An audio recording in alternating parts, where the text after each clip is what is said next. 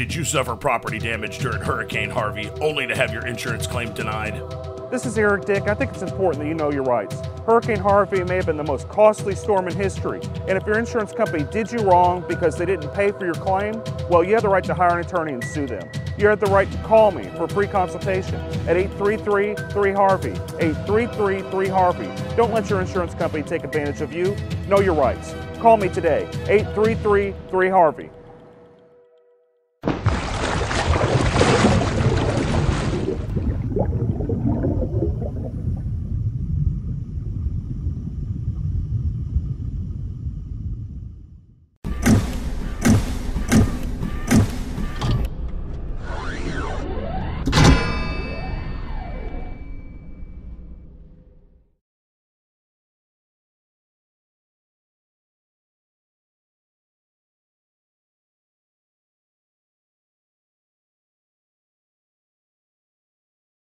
Have you suffered property damage and had your insurance claim denied? Hurricane Harvey may be the most costly storm in history, and if your home was damaged and your insurance company did you wrong, well, this is America. We have rights. You have the right to hire an attorney and sue them. You have the right to call me for a free consultation at 833-3HARVEY. That's 833-3HARVEY. Don't let your insurance company take advantage of you. There's always hope. Call me today at 833-3HARVEY. Feeding rocks. It should not be a crime to feed the homeless. Feeding rocks. A good Samaritan shouldn't be punished for acts of kindness. Feeding rocks. Because it's more of a crime to turn your back on a starving person. Feeding rocks. You shouldn't go to jail for sharing food. Feeding rocks. You can't in good conscience let a hungry person starve. Feeding rocks. Help us legalize charity. Go online and sign the petition. www.feeding.rocks. Feeding rocks.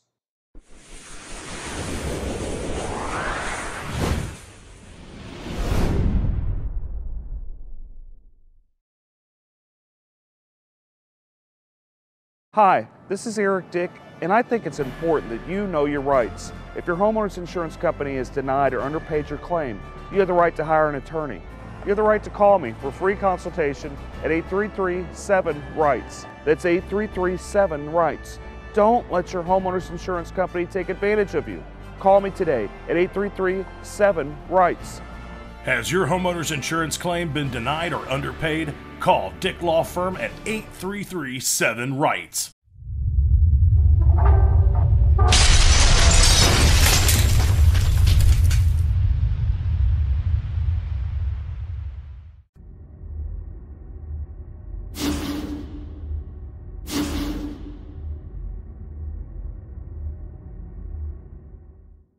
Have you suffered property damage and had your insurance claim denied? This is Eric Dick. I think it's important that you know your rights. Hurricane Harvey may have been the most costly storm in history, and if your home was damaged and your insurance company did you wrong, well, you have the right to hire an attorney and sue them. You have the right to call me for a free consultation at 833-3HARVEY, 833-3HARVEY. Don't let your insurance company take advantage of you. Know your rights. Call the Dick Law Firm now at 1-833-3HARVEY.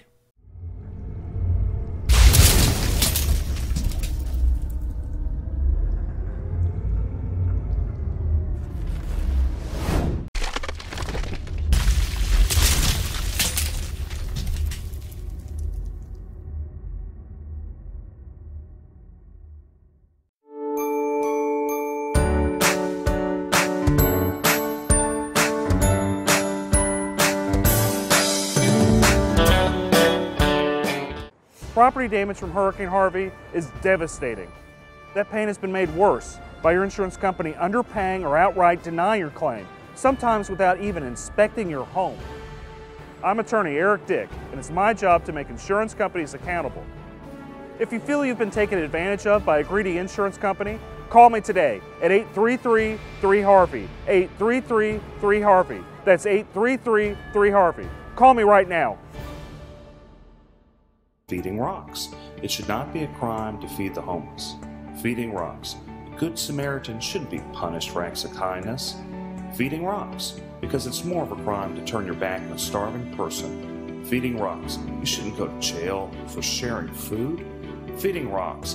You can't in good conscience let a hungry person starve. Feeding rocks. Help us legalize charity. Go online and sign the petition. www.feeding.rocks. Feeding Rocks.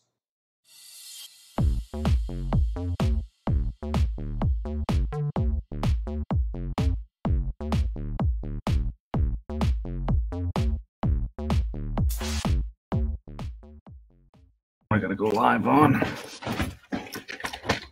Okay. Hey, folks. Starting another show. Dude, Message me. What do you got? the Rockets, why did they lose so bad last time, man? Dude, they made Montrezl Harrell look like an all-star. I mean, he was good when he played here, but he wasn't an all-star. This dude had a career night, 30 points. The Rockets.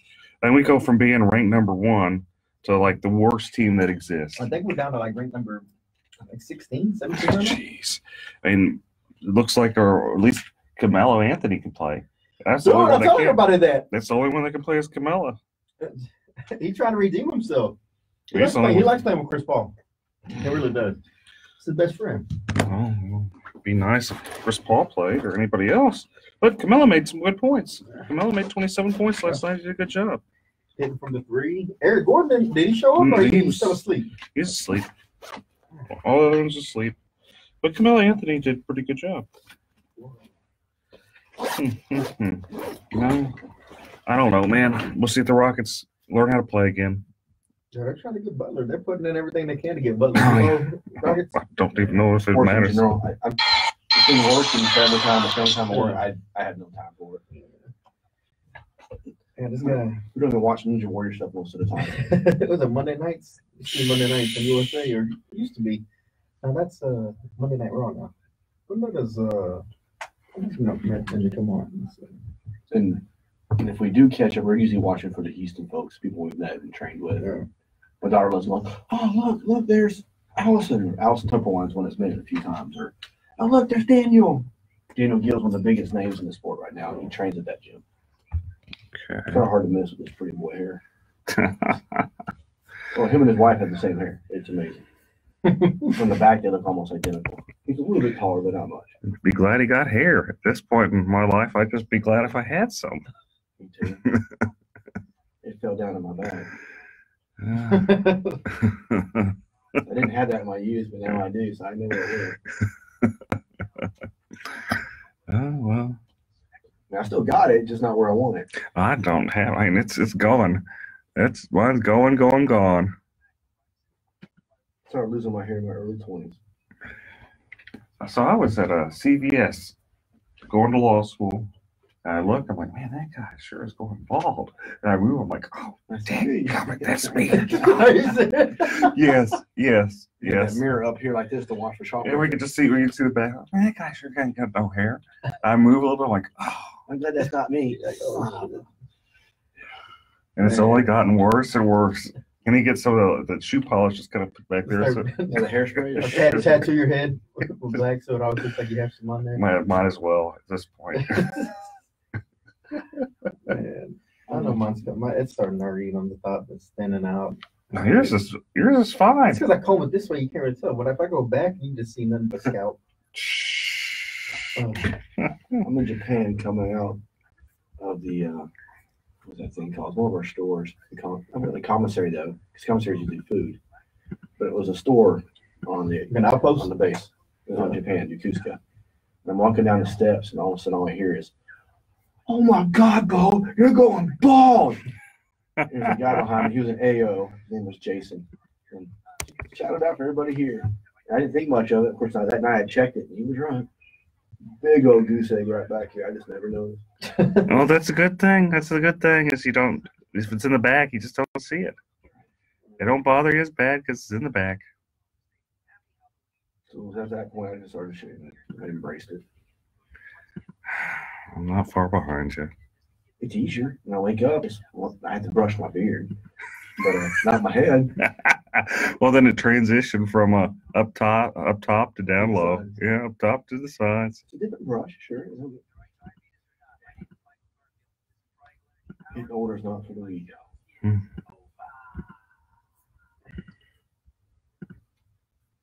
Oh, did I get this thing working? I think I actually got the thing working finally. I forgot how to do it. Now I just remembered. I got it all on the. I got it on the Twitter going. I'll do some wild stuff. I got the Twitter going. I do got the Twitter going. Yay! We're on Twitter. We're on Twitter and Twitch and Periscope and all of them. It's funny, you could be pulling my leg and I wouldn't know or not. I've heard of Twitter, but I'm not very technological savvy. I'm all part of it, Jason.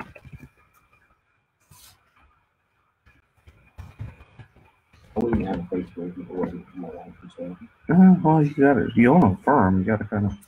I'm trying. What is it, about 6 minutes out? Yeah, it's like a 5 minutes? Okay, I don't want to. You know, I'm bad at knowing stuff.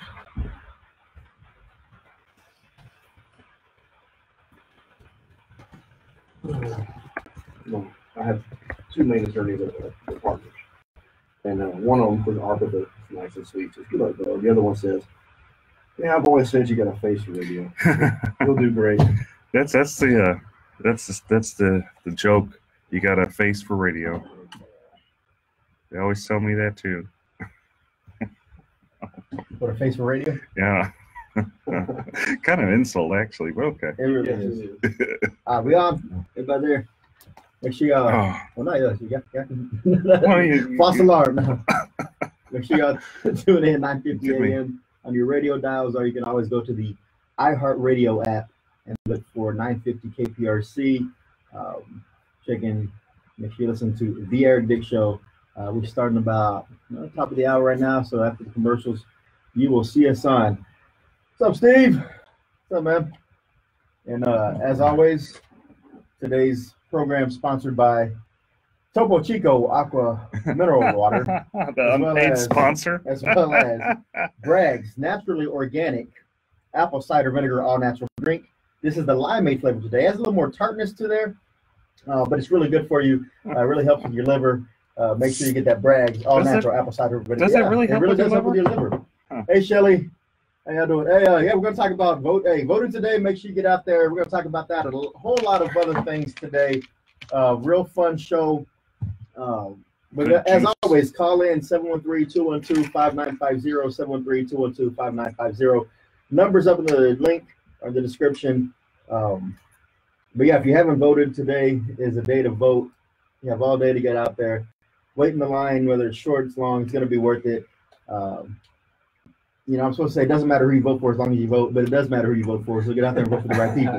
Make sure you vet the candidates and don't just listen to a bunch of nonsense and bullet points and hype.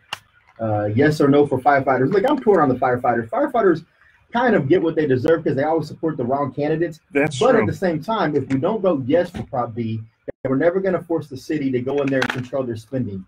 So you got to vote for Prop B. Yeah, I'd say vote for Prop B just because it forced the city to actually rein in their spending, so they stop spending hundreds of millions of dollars on art projects, and they go back to the basic city services, which the city's supposed to be about. Well, not only that, what happens if we stroke out?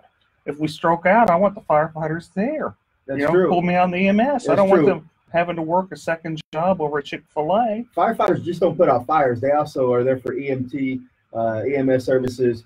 If you're stroking out, you're having a hard time, you got an accident, they're usually right there first on the scene to assess the situation. So vote for Prop B. My dad's retired firefighter too. It's a tough one to say to vote for, but again, was at 72. Vote for Prop B today. Vote for Prop B. You never return it. Oh, the special guest we have today is Bo Bowen, attorney and Ninja Warrior. We'll get to that later. But again, y'all tune in. And again, if you have any questions, put them on here. I'll read them and we'll try to address them through the breaks or through if you want to call in, again, 713-212-5950. Turn down for what? I'm going to turn up the monitor, sorry. Do you have a studio monitor? We do have a studio monitor. It's over here. Right. Maybe she got it on quiet. Oh, I'm sorry. Ask Shannon. What am I doing? She looks like I'm in trouble already, folks. She give me the stink you eye. have a call already? No, I hope I don't got a call already. Voter Day in Clear Lake. Let's see. Tell me, Eric. You better be quiet. You gotta say some stupid stuff. My sister's free hot dogs. So if you're in the Clear Lake area today, y'all make sure y'all swing by the Clear Lake area tailgate party. Shout out. Shelly Rogers, where's that located? Where can they go for that tailgate party? She also works for me. My sister works for me too, man. Small business. She just completed a paralegal school. So for her, it's a big deal. I'm very proud of her. Oh, She yeah. turned herself around, finally settling down, growing up. We mature slowly. But you mature.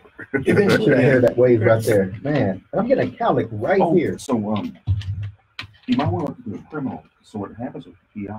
Some of the big PI firms, they'll refer after a settlement is like the big hit, then they'll refer them to another lawyer. And if you haven't voted yet, Okay. drop me a message or drop me a line down here posting this in this video. Why haven't you voted? What is the hesitancy? What issues are you having deciding between? Maybe I can help you come to a conclusion as to why you feel comfortable going to vote sometime soon. All right, so if you're in the Clear Lake area, Freedman Library, they're having a tailgate party out there. Hot dogs, probably some beverages, water, and great company. And you can do that all while you're voting. So make sure y'all go down to Freedman Library. You do it after they get a big settlement. Yes. Use the settlement to Fund me, get the full retainer. There you go. Also, we'll talk about this in a minute, but if you have nothing going on right now, you can head over to 3314 Lyons Avenue. Phil Paul Bookstore just opened. Hundreds of thousands of books for $2 and $4. Legal books, medical books, all kinds of books.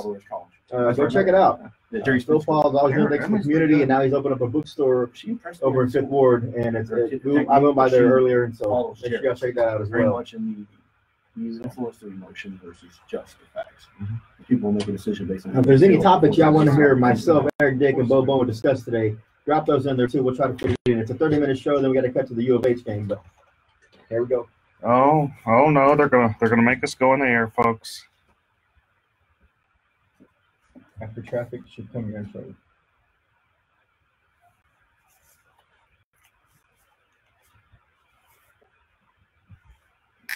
You know, they've never heard the intro, I don't think. On the live feed, What do we have on? when I go on Facebook Live, because we don't have the monitor going when the intro plays. Yeah, so they'll hear it. You know. I can turn the monitor on, but I don't hear it in here. It'll be on here. It'll kick on in a minute.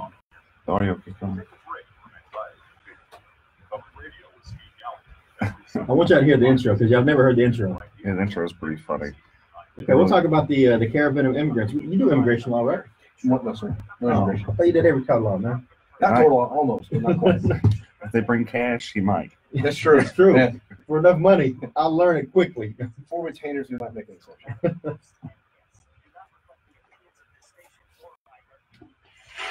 When you've got big problems, you need to have a big you need Eric Dick, Oh, my homeowner goodness. insurance lawyer and trustee for the Harris County Department of Education. That's good. I can't believe that they actually play that on radio. They sit there and they say you need a big Eric Dick. Hey, Huh. it's true. I mean, do you not need someone who's always going to fight in your corner when you're faced with these legal problems? Absolutely. And that, if you want to get ran over, you don't get an attorney. I mean, even I get an attorney whenever I have a legal problem. No joke. I get traffic tickets. I call the Kubosh. I put a Kubosh on it. There you go. Because when you're facing problems, especially homeowners, when you're facing problems with the big insurance companies, there's only one person you need to call, and that's Houston homeowners attorney, insurance lawyer, Eric B. Dick. Welcome to the Eric B. Dick Show. My name is Chris Carmona, joined by Eric B. Dick, and our special guest today is Bo Bowen. Eric, What up? there's a lot to talk about today. There is a lot of juicy stuff. Let's just kind of go into it because we don't have much time. We're getting kicked off a little bit for the U of H show. But right off the bat, let's talk about Prop B with the firefighters. My dad was a firefighter, strongly support the firefighters. In fact, I find it interesting the only people opposing the firefighters are Mayor Turner and big business. Everybody else, you have Kingwood Tea Party, you have Terry Lowry, you have Gary Pollan, you have just the grassroots Republicans, you have the grassroots Democrats, you have independents, all saying, And that's we need to important to take care of notice. the Is firefighters. you said the grassroots because the grassroots political activists in the city or in the county, they understand what being responsible with your money is. And if people ask me all the time, I know they've asked you, should they vote yes or no on Prop B? And I think we're in agreement that in order to have the city rein in their spending, There's only one way to go on Prop B, and that's vote yes for Prop B. Yeah, and see, the thing is, every time I've ran for city council, mayor, when I got 11% more than Adrian Garcia and Chris Bell, I did really good, surprisingly. But whenever I ran, it was on a very simple platform, the same platform Rob Mossbecker ran on, the same platform Orlando Sanchez, the same platform Bill King ran on, and that's bring spending to the basics: public safety, infrastructure, your basic city services. Those are the things you want to spend money on. What you don't want to spend money on is like art projects and those type of things. You don't want to spend it unless you have extra money. But you got to focus on the necessities. Do a good job at it. You know, make sure we have adequate firefighters and police officers, adequate police officers. Make sure our streets are fixed. Those are the things that we have to do as a city, and those are the things we don't necessarily do right. And what this prop does is it forces the city to pay more money, to focus more of its resources on public safety, what it should have already been doing in the first place. It's a very good proposition, and the city cannot raise taxes. It's like you get your cake and you can eat it too. And that's the best part. If you can't raise taxes, pay parity is brought into effect because the firefighters in the city of Houston are making less than across the nation for the same type of market, correct? Yeah, firefighters, they start off making $27,000 a year. And I just, you know, what I'm always worried about, what I always joke about is if I'm stroking out, I don't want the poor firefighters, you know, they're sleepy because they had to work at Chick-fil-A the day before. And those are serious concerns. Bo, your dad was a firefighter. What do you think? I have to agree with you. If you want to support the firefighters, you need to support Proposition B. It's just plain and simple. Plain and simple. And, you know, one of the things that by supporting this and reining in the city spending, some of the programs that may be cut out is additional funding being sent to the city of Houston public libraries for unnecessary services they're rendering. That's true. Let's talk about one of the things that's being controversial right now, and that's of the drag queen hour at some of the city libraries. Sure. So just kind of a way of background, you know, I'm not against per se the idea of a drag queen hour. I think it's kind of funny. Like my thought is, I mean, why are we doing it necessarily? Why are we using public money for this? And they're saying, no, there's no real public money with it, but there kind of is. The library's kind of advertising it. They're kind of promoting it. They're spending their resources pushing this. And then it kind of gets interesting because you have secular humanism versus non-secular humanism. And these are complicated mumbo-jumbo words. They sound like it. They are. Basically, it's the idea that it's like Christian viewpoints of believing marriage is a man and a woman, that being the idea of a religion, and then non-Christian viewpoints. And the point that that you can have these non-Christian viewpoints there pushing this agenda at the library and not be able to have the counterpart there. That's where it's not fair, and that's where I kind of have a problem with it. I think that if people could go there and say, look, marriage is between a man and a woman, this is what we believe, then it kind of evens the playing field. But there's another thing that really kind of makes me cringe is I have two small kiddos, and that's not really something I want to introduce them to if we were going to the library to get books and stuff like that. I mean, we kind of want to avoid it at that point. I don't really want to start having to explain to my daughters why this guy's dressed up like a girl. Now, what do you say to the proponents of this hour that say, you choose to go to the public library, and you could always say, for this hour, I'm not going to go there. Should you have to rearrange your schedule to fit into the city of Houston's agenda as it relates to the drag queen story hour? I just don't think I don't think it's really fair. And I don't think you should have to look at, the schedule whenever you just want to go to a public place and, learn, teach bring your kids to, the library. I'm fine with it being in a private place. In fact, I'd probably go. I think it's at minimum entertaining. I think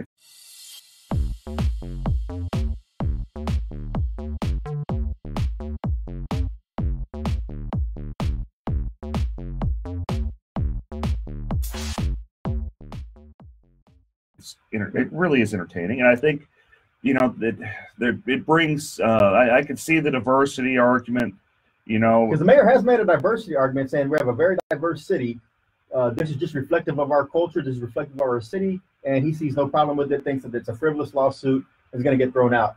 Well, but the city gets sued a lot of times for what they would consider frivolous stuff, like criminalizing feeding the homeless, That's all true. sorts of stuff. Bo, what do you think? What do you think? I never really thought about it the way you put it today, Dick. You're right. I didn't think about my kids being there. When I first heard of it, I was like, yeah, it's kind of humorous. It's a neat approach. I don't really understand why this lawsuit even started, in my humble opinion. As I understand it, they weren't letting someone else go, and that's what the argument's about? Or is it simply because of the fact that they have the, what was the title you used? It's secular humanism. Secular humanism, I guess. Yeah, and so apparently the impetus of this was that the same type of for a traditional marriage couple to go in there and have a story time was denied when the drag queen hour was actually given a clearance to go ahead. And so And this is some really juicy stuff. Yeah. We're going to get right back in it. we're And good talk because there about are some this. alternatives to a public library. We'll talk about that when we come back from break as well. We'll be back. Eric Dick Show. Thanks, folks.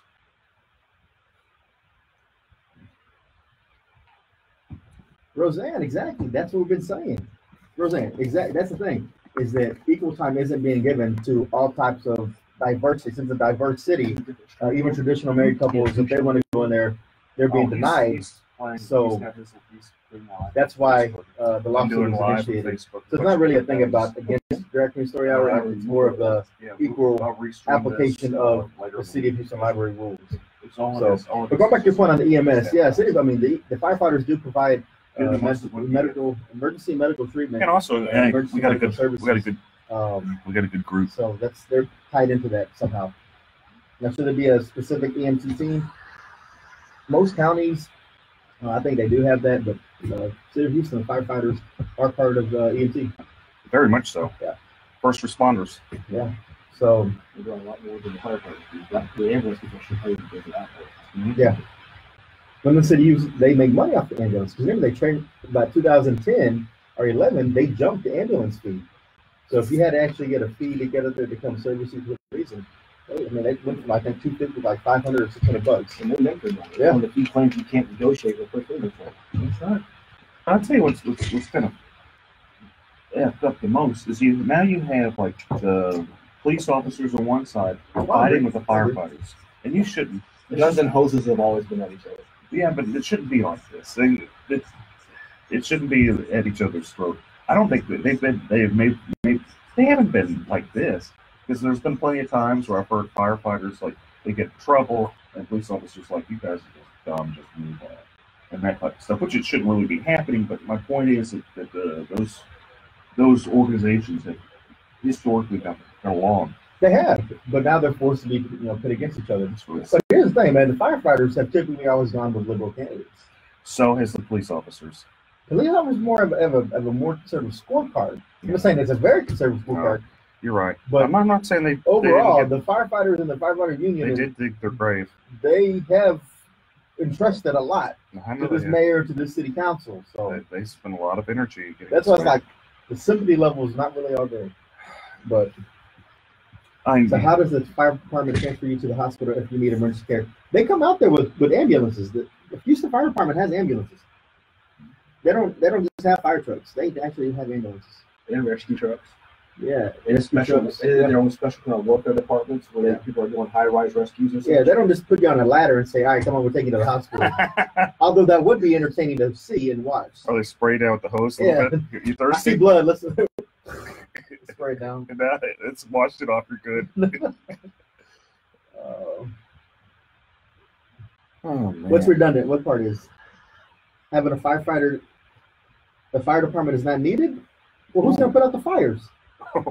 We definitely need the fire department. Oh, They do multiple things. how do you not need the fire department? I don't get it. I don't get it, Chris. How do you not need the fire department? I don't know. I guess the fire department can only do fires and should not be in the business of medical necessities or medical attention. Then what do you do when you stroke out? You I better get Sarah jumping in the car, driving you to the hospital. You're stroking out. Don't call 911. They don't care. Or you go to private industry and private entities for your emergency medical needs. I don't know. But if y'all have any type of suggestion or input on that, 713-212-5950.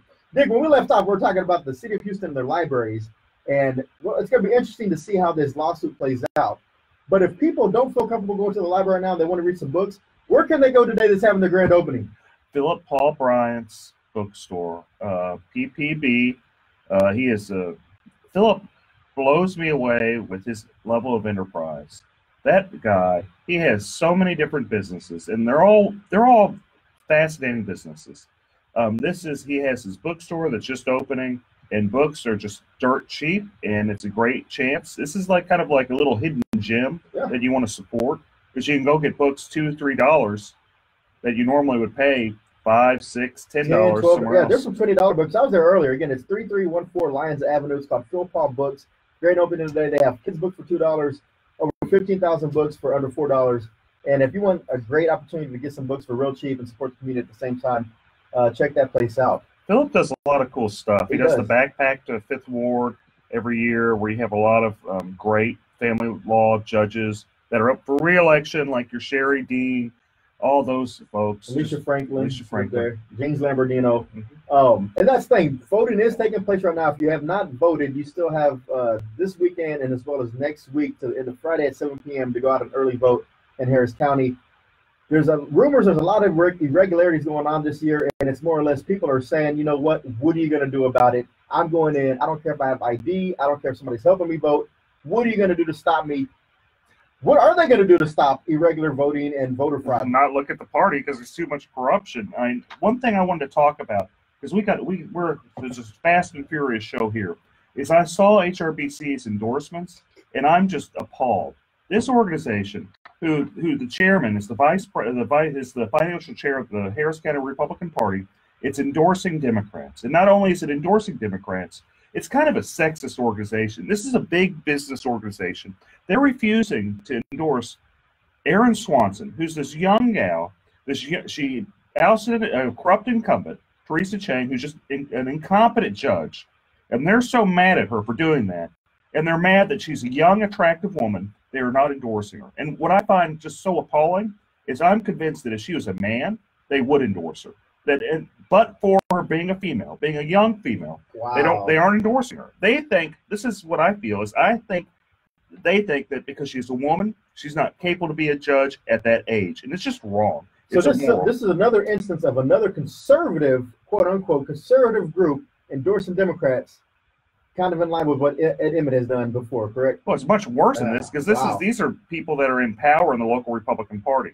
And there's a lot of this is just big business, just buying stuff. When they cry about pay for play, and Terry Lowry, who's not pay for play, by the way, they cry about that. Big business does it all the time. They pour hundreds of thousands of dollars. I remember there was a chairman race with the local Republican Party.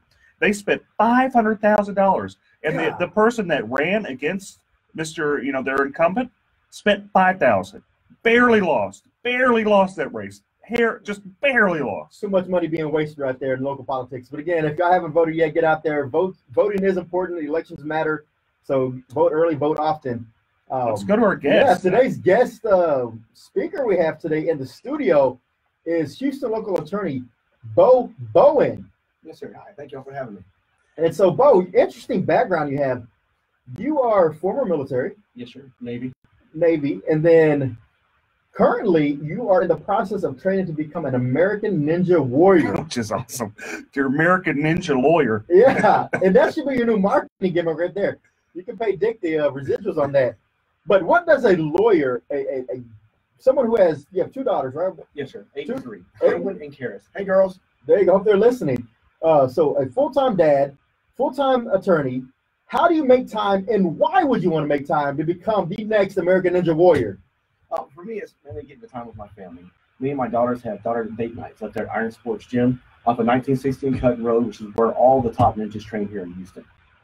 There's nothing better than having your daughters tied off to you, hanging from the ceiling. You're the one letting them down. You're the belay man. That trust, that bonding, you can't get anywhere else. Hey, so can you do ninja rolls, like true ninja rolls, where you back it up and then just do a backflip, front flip? I can now do a forward roll, not a backflip just yet. I'm still mastering the Lachey. That's where you take your body and you throw yourself forward and you catch things. I'm still at the very, very basic levels. I'm no Daniel Gill yet. And Daniel Gill's a local legend, right? Yes, sir. He is by far the #1 competitor right now for these Americans in Ninja Warrior. Okay, He trains at the same gym. It's just amazing that you have this family lawyer by day, American Ninja by night. And it's really it's like awesome. a superhero. It is a superhero. It's a crime fighter. And during the day, he's helping people out, with their will, fights, Fight over property, fight over division of the kids. I mean, property, everything. So if you're not fighting corruption in the courtroom, you're not fighting against the people outside of the courtroom. You're probably in your office taking in clients, right? Yes, sir. A lot of client consultation. So what is the biggest thing you're seeing, at least in the family law arena, of other than divorces? Like, what are people facing right now in the community? What's ailing them, and why are they coming to see you? Well, the majority of our comes because unfortunately, the family is broken down. The husband and wife relationship has fallen to the wayside. The number one problem I see is they're waiting too long to seek an attorney. They're trying to do it themselves. They're getting the paperwork offline. Then they waste all that time to initiate it. They have to pay us to fix everything, and then the process takes that much longer. And of course, through that period of time, they're fighting more, they're losing more instead of trying to work together. It's best to come in sometimes, rip that Band-Aid off, and then learn how to co-parent. That squabbling in between is what really causes those relationships to fail. And I'm talking about the children. They're the ones that suffer this whole time. It also causes resentment and, people just fighting over all that time. So on the flip side, isn't someone having a wedding today? Or That is correct. My baby sister's having her wedding shower today. Her name is Joanna Bowen, soon to be Joanna Sanders. She finally found the man of her dreams. You know who I'm talking to, Marty. You're a lucky man. And I hope they're listening. I love you. Melissa, love you. yeah, Melissa Smith's getting married too at the board that I'm at. Congratulations, Melissa. So if people wanted to contact your law firm, how would they do that, Bo? The best way to reach us is 713-574-7777. That main line again is 713-574-7777. You can also find us on the web at www.bowen, BOWENLF, as in lawfirm.com. Now, Bo, I always try to throw out questions for our guests, legal questions that are out of the ordinary. Let me kick this one to you. So you have a couple that have been together for about 5 to 7 years, right? But each one is currently married to someone else, but their spouses are somewhere else, right? So over this 5 or 7 years, they've acquired a purchase of a home. They've been living in that home. They break up, but they can't do anything about that, or can they, since they're still technically married to other people? What's the remedy on that? How does someone not get kicked out of the house? How do they fight over the house? Who stays in the house? What do you think, Bo? So make sure we have two people who are married, and then they break up and they get with other people and they buy new property? Yes. Okay, well, unfortunately in Texas, you can't do more than one marriage. It's called bigamy. So you can't have a new marriage until the first one is ended. So if you're then buying property together as a married couple to someone else, that property is still considered community property. So they would have arguably half, and the other side would then have half, meaning their spouse they're currently married to. Because as soon as you buy anything when you're married, again, after the marriage date, whether you leave them, there's no legal separation in Texas. And Chris is taking notes here because actually those people came to his office yesterday. They called me yesterday. I'm trying to get a good answer for them. But the thing is, and that's the thing is, so now, whether you wanted to or not, if this was a secret affair for 5 or 7 years, are they going to have to now bring in those spouses they were keeping secret to try to finally get rid of this property? Yes, sir, especially their names on it. It's going to make it difficult. I encourage you to get them all together, reach inside a sort of settlement, see what everyone wants. I'm trying to get them to work together. Otherwise, this is going to be in court for me. So, and also, is it a formal marriage or is it a common law marriage? Because, common law is a little bit interesting than it is in a formal marriage. Well, common law or informal marriages, as it's lined out in statute, the number one thing you have to look at is, was there an agreement between the parties? If the parties had an agreement to be married, we're done. They're going to say, you move on. But isn't there a statute of limitations, or is there some type of, after some point in time with the common law marriage, is it not presumed, or is there some type of...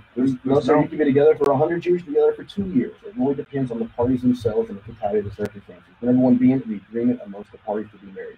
And then they have to also do something to, show the agreement, usually like a ring or something like that. Hold themselves out is another big one. That they file income tax together and hold themselves as married to a government agency. That's a good indication they were married. How they introduce themselves to other parties as well. If they're at the supermarket, hey, this is my wife, Allison.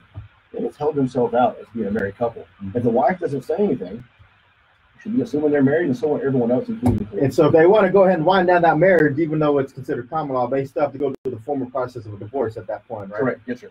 And if they go to the divorce and they go through mediation and they get an MSA, a mediated settlement agreement, is that full and final in the state of Texas? Yes, sir. I went to in re Stephanie the case. All you want to read with that. It has made mediations powerful. It is irrevocable once it's signed. And in fact, another good Republican judge, Judge Farr, he got overruled on the case Minks versus Minks, where the parties themselves came up to the bench and both of them wanted to revocate or reject the MSA. Court of Appeals said no. You're stuck with it. Enforce it. Wow. Well, there you are. That's tough. Be careful when you go to mediation, and don't try to back out. Be serious. And if you go through mediation for any type of homeowners claims and it's unsuccessful, or if you go through the appraisal process and it's unsuccessful, or you go through arbitration and it's not binding, well, you can always hire a Dick. That's Eric B. Dick, Texas and Houston's homeowners insurance attorney. Eric, how's it going over in the insurance field right now? Any cases coming up? Oh, there's a lot of cases, man. I've represented a whole ton of people from Hurricane Harvey, and what I've been shocked with is the majority of the people I've represented, they've been underpaid. And when I say the majority, like I've represented thousands of people, and it's just sad seeing, how the level of people have been underpaid. Some of them have been underpaid like $10,000, $20,000, $30,000. So I do everything I can to get them paid right. Folks, this has been a good time. I'm going to have to see you next week. They're cutting me off. They're saying no more free advice. Eric, you've given out too much free legal advice. No more. Cut it off. It's because Eric Dick will protect you in the fight against homeowners insurance or any type of insurance company. Make sure you call Eric B. Dick at the Dick Law Firm. Thanks to our guest, Bo Bowen. Thanks, producer Shannon. I'm Chris Carmona. Eric Dick, take us away. Thanks, folks. See you next week. Thank you, producer Shannon. Bye-bye, folks.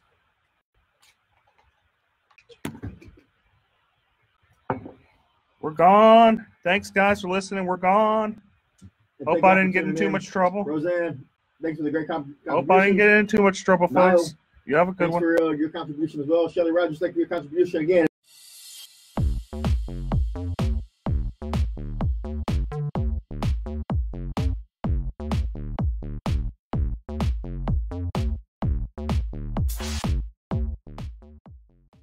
Did you suffer property damage during Hurricane Harvey only to have your insurance claim denied? This is Eric Dick. I think it's important that you know your rights. Hurricane Harvey may have been the most costly storm in history, and if your insurance company did you wrong because they didn't pay for your claim, well, you have the right to hire an attorney and sue them. You have the right to call me for a free consultation at 833-3HARVEY, 833-3HARVEY. Don't let your insurance company take advantage of you. Know your rights. Call me today, 833-3HARVEY.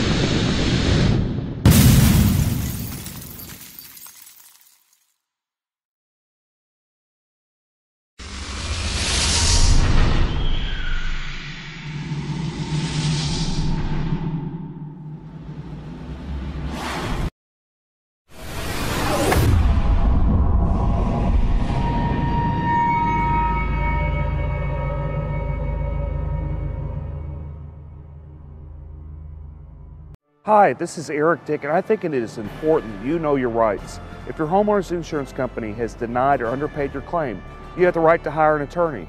You have the right to call me for a free consultation at 833-7-RIGHTS. That's 833-7-RIGHTS.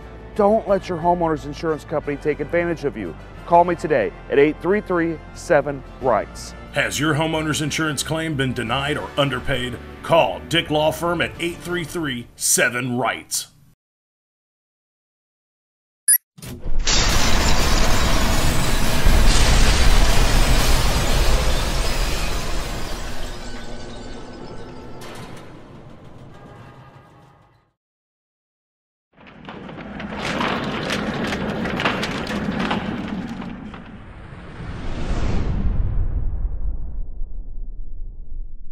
Have you suffered property damage and had your insurance claim denied? Hurricane Harvey may be the most costly storm in history. And if your home was damaged and your insurance company did you wrong, well, this is America. We have rights. You have the right to hire an attorney and sue them. You have the right to call me for a free consultation at 833-3HARVEY. That's 833-3HARVEY. Don't let your insurance company take advantage of you. There's always hope. Call me today at 833-3HARVEY. Feeding rocks. It should not be a crime to feed the homeless. Feeding rocks. A good Samaritan shouldn't be punished for acts of kindness. Feeding rocks. Because it's more of a crime to turn your back on a starving person. Feeding rocks. You shouldn't go to jail for sharing food. Feeding rocks. You can't in good conscience let a hungry person starve. Feeding rocks.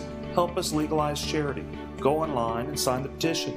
www.feeding.rocks. Feeding rocks. Property damage from Hurricane Harvey is devastating. That pain has been made worse by your insurance company underpaying or outright denying your claim, sometimes without even inspecting your home. I'm attorney Eric Dick, and it's my job to make insurance companies accountable. If you feel you've been taken advantage of by a greedy insurance company, call me today at 833-3HARVEY, 833-3HARVEY. That's 833-3HARVEY. Call me right now.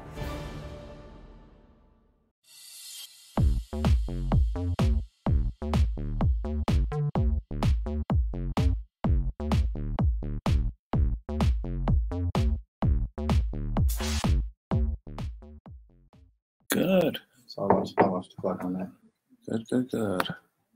I think most of the stuff's going. So I must a little bit more, but hey everybody. You guys got any comments? Just mention on Facebook. About to go on air. So we'll Couple go live minutes. on 106. At 106, 6 after the hour, they'll play the intro. Cool. 6 after the hour. Okay, cool. Hey, Victor. It's my boy, Victor. Facebook live. There we go. Everybody up? Everybody running? See, that's good. I still gotta do the. Of course, there's the delay that I used. Yeah, everybody loves it. Okay. I see it live on this computer. All sorts of. It's going all sorts of ways. I'm about to get the Instagram going. Okay.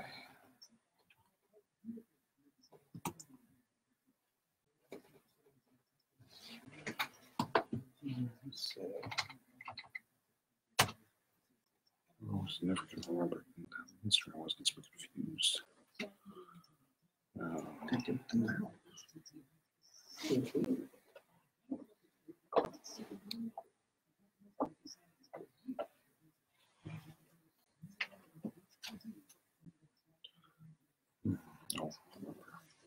Oh, of course. It's always right in front of my face.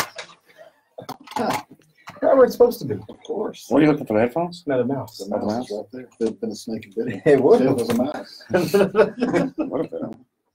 Snake would have protected me. That's right. Okay. Over there.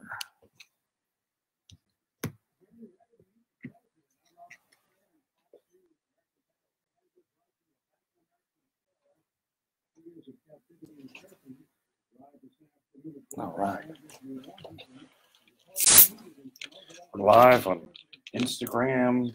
Well, actually, it's becoming live on Instagram, Twitter, Periscope, Twitch, Facebook. Twitch, that's the one, man. Twitch. I've never heard of that. That's Michelle Malkin's thing. She's the one who started that. Oh, okay. So that's how she got famous, was from that. You stream, I stream, we all stream. Ice cream. I don't know. Mm. Okay. Oh, let's see what everyone's saying. No. That one's still checking the connection.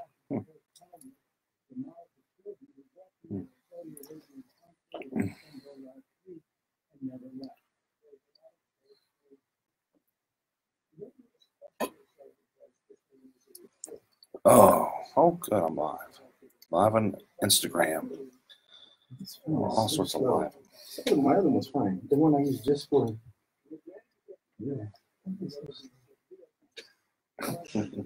It's a live stream brought to you by Topo Chico. That's right, Topo Chico. I don't know. That's what I post for my youngest son's soccer game. The last time he played, he was drinking Gatorade. I said, "This shot brought to you by Gatorade." And then this morning he was eating a donut after this. So this one's brought to you by Shipley. So whatever. Shipley's got some good donuts. So that's the thing. After a nice long soccer game, that's what you need. It's a sugar up on a big box of donuts. Sugary grease. Oh, man. So you got us on Instagram, right? I'm gramming it. Got the gram kicking.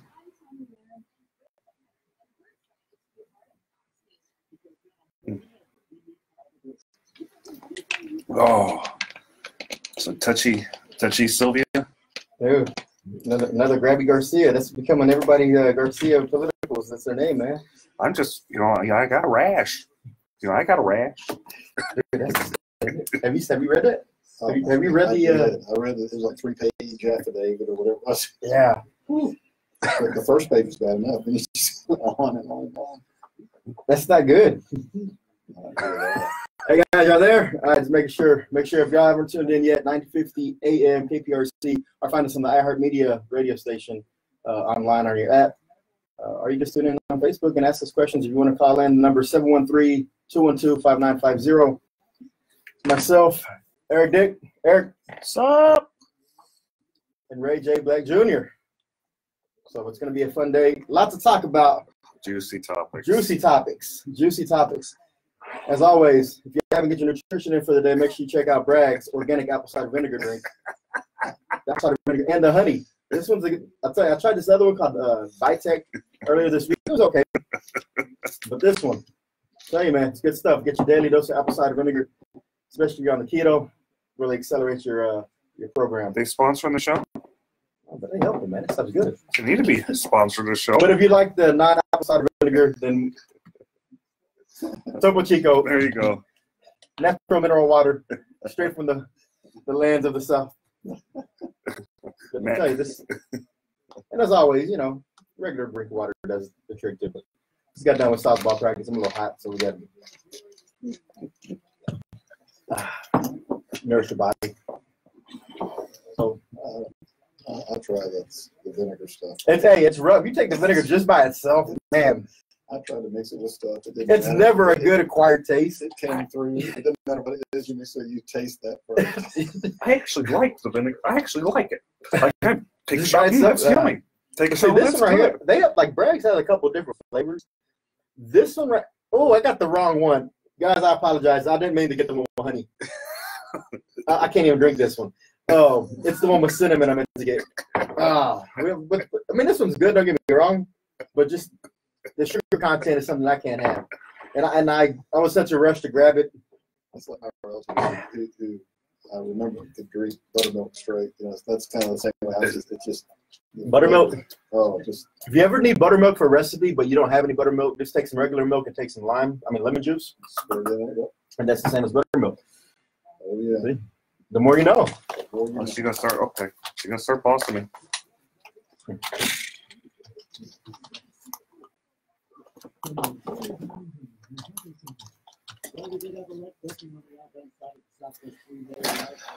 Oh.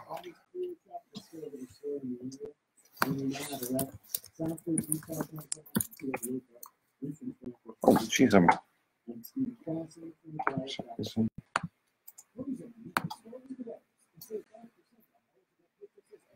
why am I logged in as KPRC? But okay, fair enough. I don't know if I have Instagram on this other phone. Rather than that.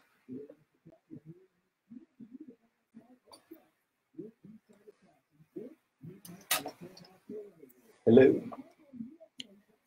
All right, let's see. All right, get ready. Here we go. Oh no. Oh no.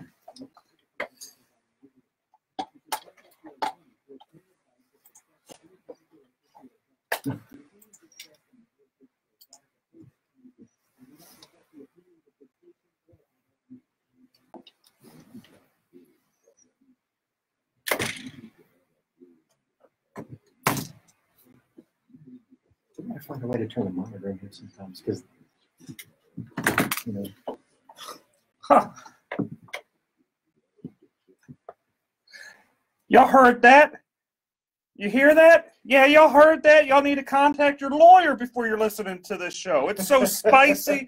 We got so much juice going on today. You better just pull over, call your lawyer right now, and ask him. There's a lot of people that probably should have called the lawyer before having any other discussions with other people. But, man, welcome to the Eric Dick Show. Man, good to be back on a Saturday afternoon, 1 o'clock. It's Eric B. Dick, the homeowner's insurance lawyer, joined today along with myself, Chris Carmona, and our special guest, Ray J. Black Jr. Oh, boy. And we've just got a great, juicy show. Let's just go right at it. What is it? Hurricane Michael hit, and oh, boy, did it just wipe out Florida. Florida's gone. Man, that is one of the worst hurricanes we've seen here in Florida in a while. But, you know, Houston, we always we kind of have that, well, what about us type of feeling. And as bad as it was for Florida, we always remind ourselves about Harvey last year. But that's a good reminder that, you know, so many other states and people from around the country, they came through. They picked up the slack and helped where Houstonians needed it, where Texans needed it. So if you have the ability, you know, we got to make sure we pull together and help out Floridians as well. You're right, man. The worst thing that could happen, you know, you spend a few $1 million on a house, and those houses down Pensacola, they're just beautiful. And, you know, it just gets wiped out. I hope their insurance companies treat them right, which they probably aren't. But I hope, I'm going to be optimistic for a moment. I'm hoping they're going to do the right thing. Eric, do you think they're actually going to do the right thing? No. How long have you been practicing insurance law? 10 years. And you've been fighting for the homeowners for over 10 years, right? I have. Yes, and out of that 10 years, how many times have the insurance companies done the right thing when it comes to covering these types of losses? Maybe 2. 2 times. Better call Dick.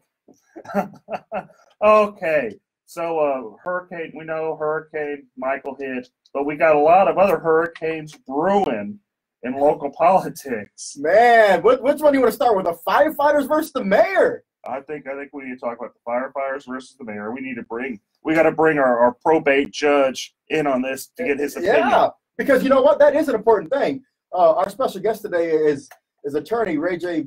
Black Jr. He's also running for probate judge in court number 2, I believe. That's correct. In Harris County. Now, how important is the probate court system in Harris County? Well, the probate courts, technically a court of last resort, if you will. I mean, that's the last place everybody goes, right? and when people do pass away and they have some types of defined benefit plan, such as a pension, we see with the firefighters, yeah, that can sometimes be litigated in the probate courts, correct? Absolutely. Anything that's related to an estate of a firefighter passed away, that's something that absolutely would be litigated potentially in probate court. You're right. I mean, so with this, you know, the importance of the probate courts, the importance of firefighters, Eric, give us a rundown, man. What's going on with the fight between the mayor and the firefighters? Oh, Sly Turner? Sly. He's a sly man, isn't he? Well, he wants to have his cake and eat it too. I mean, he's what the firefighters, what my people say, they call Turncoat Turner. he begged them, oh, please, guys, you guys need to support me because that old bad Bill King, he's going to take it all from you. He's gonna, really throw you right under the bus.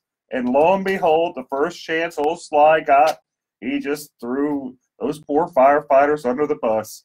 You know, he thinks that making $27,000 is just fine. Now, from what we know is Houston is not on par with the rest of the major metropolitan cities across the country in terms of firefighter pay, are they? Not even close. Just starting off, you make $27,000 being a firefighter. And I mentioned that because if I ever stroke out, right, which I'm hoping I don't stroke out, don't want to stroke out, hoping I don't stroke out. Praise for Eric. You know, but if I do, I hope the firefighters, you know, they aren't too busy working their spare jobs, falling asleep for working their spare jobs, so they can actually, you know, I want them to be able to be, you know, make an honest living and be able to take care of people. So whenever they're stroking out, they can actually go help them. Isn't that a novel idea? It is. I mean, I think all of Houston heroes should be adequately compensated. Mr. Black, what do you think?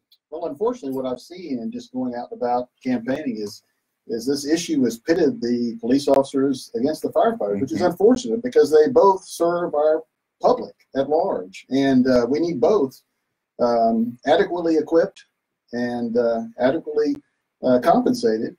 And so it's unfortunate that you've got this issue. And I've seen statistics like you've mentioned, Chris, where our firefighters don't compare well with other metropolitan areas. And I don't know what the answer is, but it's unfortunate that it's turned out the way it is, where the two groups are at each other and on an issue that you would think would be something everybody could come together on. They should. Whenever I ran for mayor, and most, I took the playbook from Rob Mossbacker. Public safety, your infrastructure, your basic city services, Your necessities. you pick a few things, do a good job at it. But I don't see how we're doing a good job with public safety whenever our poor firefighters, they're making $27,000 a year. And we can all agree in this room, I think, that there's plenty of money in the budget being wasted in other areas of city government that aren't really necessary services that could be used for the firefighters' pay. What are you talking about? All that great art and the bike trails. So I think I love the bike We have to have a green city, Eric. You have to have a green city. Well, I know, but it might be on fire, but it'll be a green city. Yeah, that's a good point. I mean, I'm interested to see how this unfolds at the ballot box in November, but something tells me that this fight won't be over in November. That's going to be something that's going to be thrown to the courts, kind of like it has before. So Don't tell them what's going to happen. But what I am happy about is that the firefighters are pushing for what they believe is right. And I just don't think they've gotten a fair rub in this. Kind of some background on this, like how with the firefighters, they had a kind of a better pension, and in return they were paid less. What Sly did is he went to the legislature, cut their pension, so now they're paid less and have kind of a lousy pension. The police, on the other hand, they were paid in advance. They have like a so-so pension.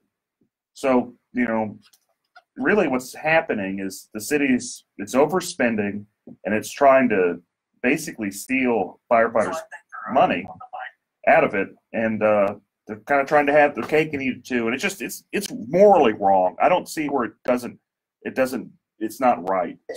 And so if we have any firefighters out there, anybody who supports this or is against this Prop B initiative, give us a call. Let us hear what you think. 713-212-5950. But that's not the only thing that's hot going on in the city of Houston right now. The bombshell just released. The Me Too movement is back, and apparently Sylvia Garcia may be involved with that one. We'll talk about that more. Oh boy, man. It is juicy. Don't go anywhere. You're going to hear about Touchy Sylvia soon. We'll be right back on the Eric Dick Show.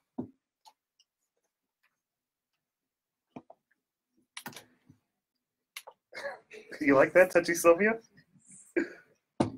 Lord have mercy. I don't know. I like it. We'll go with it. Don't be rash when you do that. Don't be rash. Oh. I'll try not to be rash. I want to know where it was going before the clerk or the other lady interrupted and unlocked the door. Just the visual that I got. Yeah. That just was not pleasant. It's not. I mean, I got two girls, and I'm sitting there going, "Dang, come!" Yeah. I hear this. They're getting touched here by men, getting touched by women. What the heck? Yeah. I mean, your girls are older than mine, Chris. And now I got something to watch out for both. Watch out, Man, I've been overprotective on this side. I didn't think that would happen. I didn't think if you run around, oh, you want to see my rash? Well, I'm not a doctor. Well, you want to be my doctor today? Oh man, that's crazy, man. Oh, how about the stuff with Jolanda, like HISD? Yeah, hey, I got that. We'll finish the Garcia stuff, then move on to the HISD stuff. We gotta get both Garcias. So I don't think a lot of stuff. so HISD removed the interim superintendent Okay, yeah, this past I've heard week, that. and they said it was all just right down race lines, blacks on one side, Hispanics on the other side, and they put back in Abe Savada, and I guess he was removed a long time ago. He's a former superintendent, and Yolanda's like, it's all about race. I'm shocked because it's all a bunch of Democrats. Yeah. So are they saying the Democrats are racist? Yeah, so that's how we got to talk about it. That does seem very Dude, odd. I think it's this Democrat momentum, our alleged momentum, It's just crumbling, man. I think the Republicans may sweep now. I was a I little. hope you're right. I think it was a little iffy before. I was getting phone numbers this morning that were still sketchy. It's not in the We quick. gotta talk about Emmett too. Emmett's Yeah. move, which is Emmett with interesting. what time they doing with the HIC about the Denver Cubs and then Going to Emmett. they go with Emmett. I see Emmett's play. Actually, I don't think it's a bad. I don't think it's a bad play. He's trying to break the street party vote.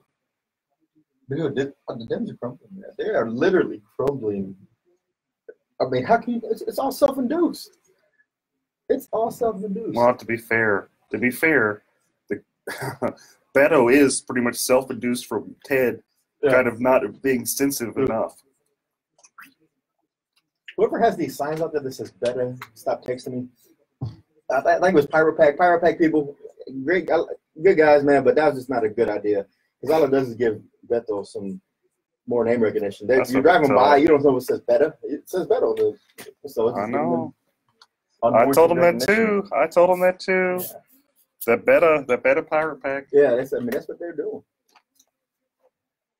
All right, they'll come back in about 25 seconds.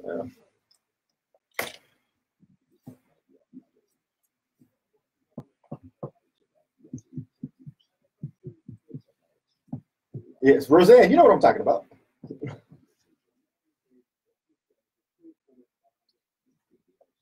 Hey, but they were trying.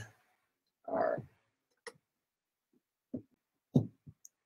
Did you pull over? Did you talk to your lawyer? Can you tune in now? Is it okay? You guys clear it? Because I'm telling you, it's about to get really, really juicy.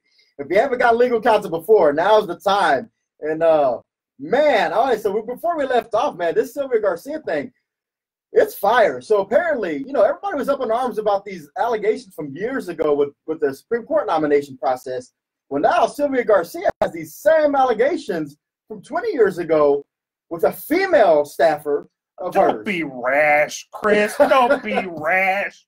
What are you talking about? I have no idea what you're talking about touchy Sylvia. I mean, there's always been some allegations about, the other Garcia running in precinct 2, calling him Grabby Garcia, but now it's like everybody's last name Garcia running for office seems to have this problem, or alleged problem.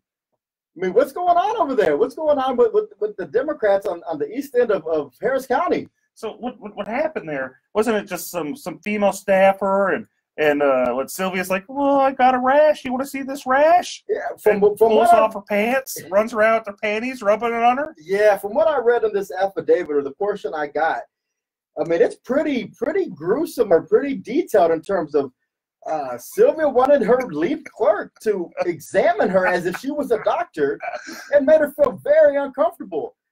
Mr. Black, in this age of Me Too, does that bode well for voter confidence in the Senate District 29 going forward in November? Congressional District 29, sorry. I would think not. I mean, with this Kavanaugh stuff in such recent times, and the new standard that's apparently out there with how we deal with accusations, I can't imagine this being a good thing for Sylvia Garcia or anybody else that's facing such interesting allegations. So does she need to step down or resign, because that was the Democrats' main thing against Brett Kavanaugh? He can't be a public official, he can't be anything on the Supreme Court because he has these allegations. So do we now hold that standard for Sylvia Garcia? I wish, but it's probably just like with Sheila Jackson Lee. Her constituents just don't care. If she wants to go around touching some girls, well, that's just touchy Sylvia. That's what she does. And that's, unfortunately, you have another person, you have Congresswomen, Sheila Jackson Lee. She does all sorts of crazy stuff, and she gets voted in every time. Yeah. So you're also going to have her counterpart, touchy Sylvia Garcia, run around chasing women.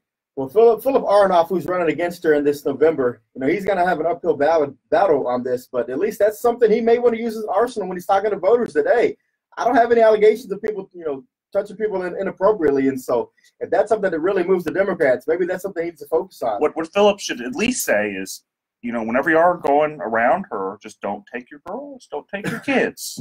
and that's a valid concern. I mean, I know we talk about it loosely, but I mean, that's a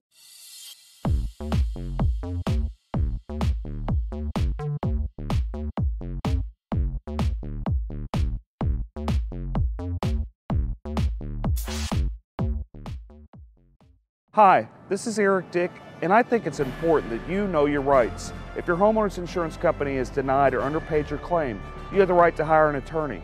You have the right to call me for free consultation at 833-7-RIGHTS. That's 833-7-RIGHTS. Don't let your homeowner's insurance company take advantage of you. Call me today at 833-7-RIGHTS. Has your homeowner's insurance claim been denied or underpaid? Call Dick Law Firm at 833-7-RIGHTS.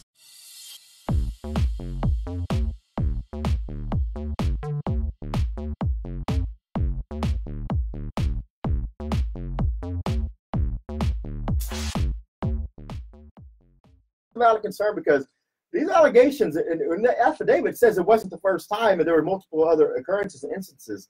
So the Dems are going to have a problem with that going forward. What else is interesting about Sylvia Garcia's race is that it's set up where a potential Republican could take that spot next year and during the special election. So Sylvia Garcia is just she's ran for office so many times it makes everyone in this room just look bad. And because we have not been nearly as active in running and losing elected offices as Sylvia Garcia has. Yeah. County commissioner, with state City senate, Council for a while. city council, and now U.S. Senate. No, not U.S. Senate, U.S. House. Thank the Lord she's not running for U.S. Not Senate. yet, not yet. Give her a minute. I mean, that's just one, internal debate, internal conflict they're going to have. The Dems are going to have this November.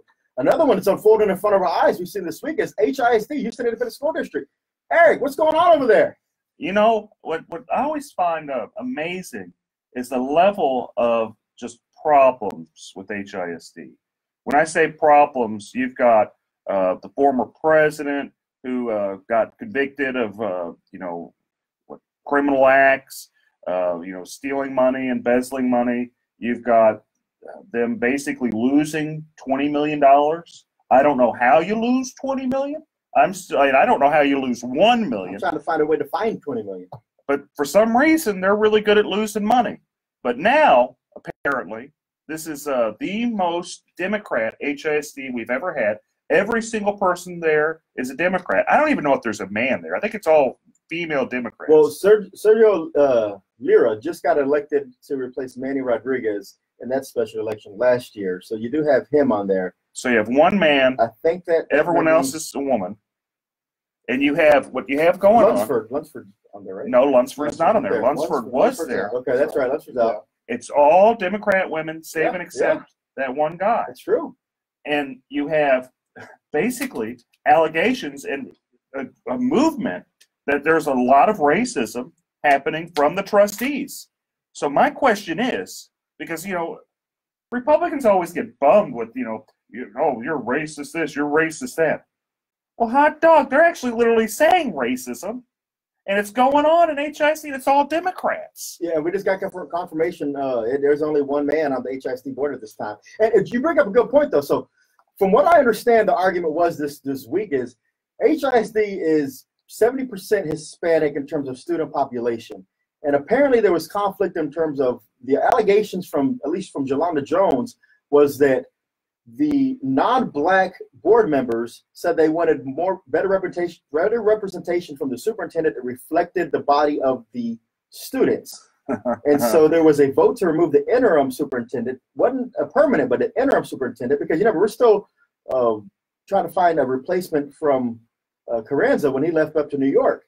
And so Grenita Lathan was a black female, and they removed her as the interim and put her back into a regular position. And they're saying if the vote was straight down, the black board members on one side, non-black board members on the other side. Is there race division going on at HISD? And with the Democrat HISD board, does that help or hurt Republicans or Democrats in this November election? I think it just hurts. It hurts students. Those are the people that have been completely taken advantage of the whole way through. What do you think, Ray? Well, the issues clearly impede what the board is there to do, which is govern for the sake of the students. And this HISD has had a history of poor governance because of issues like this that take apparently precedence over what they're elected to do. And I think it sounds like, regardless of the makeup of the board, politically. It sounds like if you view every problem as a nail, every solution is the hammer, and that's what they do, regardless of who's there. And the students, as Eric said, are the ones that lose out. Yeah, and that brings me to a point, because there's always been some underlings and some undertones of, we need to get rid of the Harris County Department of Education because it serves no purpose. Doesn't? But when you see HISD in such disarray, couldn't you make the argument that the Harris County Department of Education can actually be the hero in these types of incidents? And they can. Is there a role? Eric, you're a trustee on the board. Is there a role that the Department of Ed could be playing in this scenario? I'm actually the vice president there too, and before I understood what the Department of Education was, I jumped up and down and said we should get rid of it because I thought it was just a wasteful government entity. I thought it was redundant to HISD, and as I've looked at it, and I've looked more in detail on it, anything that kind of takes away from HISD is a good thing. Because there's no saving HISD. I have actually changed my opinion that we need to abolish HISD and break it up. It is just so insane. The shenanigans never end. For the last 6 years I've been paying attention to HISD. It's just problem after problem after problem. So I think the best role like a Department of Education could have is, go back to its original purpose. If there's problem with the, local school ISDs, break them up, separate them out. That's what I think would be the best role for, the Department of Education. Absent that, trying to, do what it can to, not be exceptionally wasteful, which is easy. Yeah. All the department has to not do is take a bunch of money and get some gas and just set it on fire. As long as they don't do that, we're good. Because the Department of Education actually runs at a surplus. They're never over budget. They actually are probably the most efficient countywide government organization. Is that correct to say? That actually it's true. We are $30 million in the black. Usually these government agencies involving education are in the red, but we're $30 million in the black, $100 million budget a year. We do a decent job. I'm not going to give it an A. I'd give it like a B minus, C plus. It has room for improvement. But what it's not doing is taking money and just throwing it away like HISD. Yeah, and that's the problem with HISD, man. Is it just watching that this week and seeing how, again, that racial divide, how these students are going to be the ones affected. They're going to start having that tension. I don't want to see a black versus Hispanic rivalry start in the city of Houston. I don't want that going, started in HISD, in the schools or on the board. But I'm sure it's going to, we say political affiliation doesn't matter, but they're all Democrats and they're going to start turning on each other. There's going to be a lot of people who start saying, don't vote for Democrats, don't vote here, don't vote there. And so there's going to be a lot of party switching or party lines being drawn. And we'll talk about some other star-studded county officials who are also going to say, jump over party lines when we come back. Don't go anywhere. Eric Dick Show. We're just warming up, folks. You better talk with your lawyer.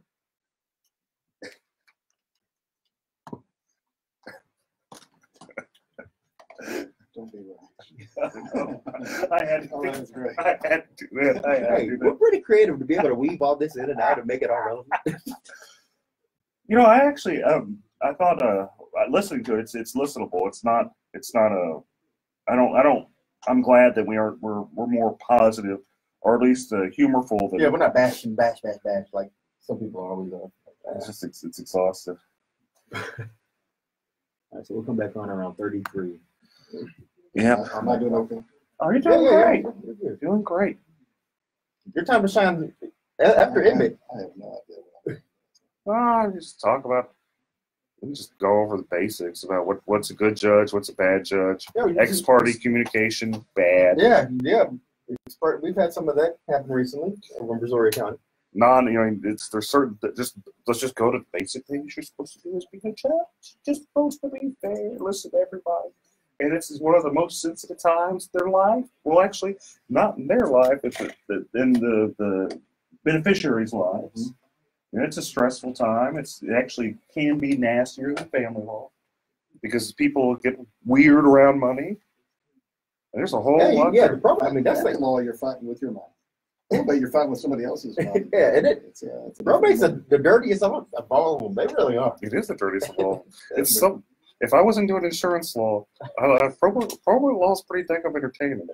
It's pretty you see some stuff there. Well, you got the one with the Anna Nicole Smith one was the classic one. That was in the court I'm running. And then he hopped on that somehow with the family was the grandmother, right? Anna Nicole's grandmother, or who was it?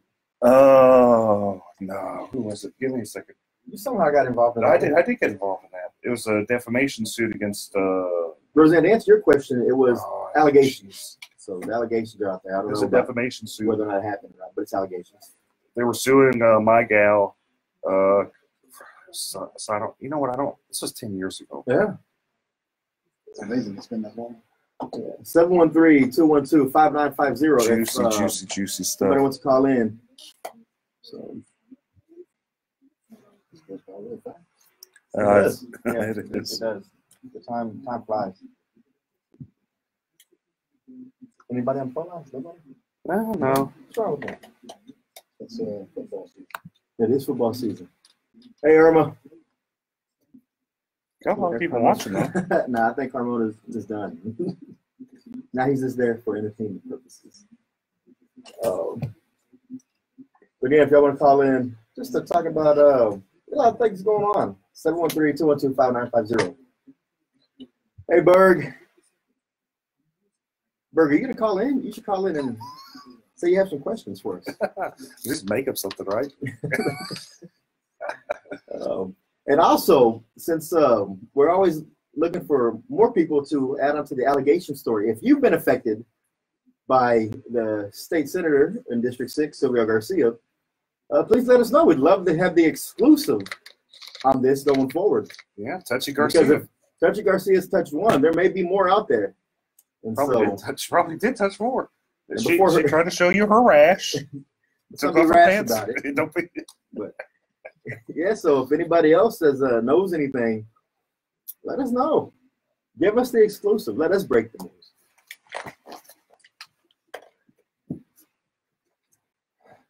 Man, Chris, I got this really bad rash on my leg, and I don't know. You want to see it? No, you know who doesn't need to see it though is your lead clerk if you had one. Okay, guys, we're back. All right. Oh boy. So what happened this week was just giant with Ed Emmett.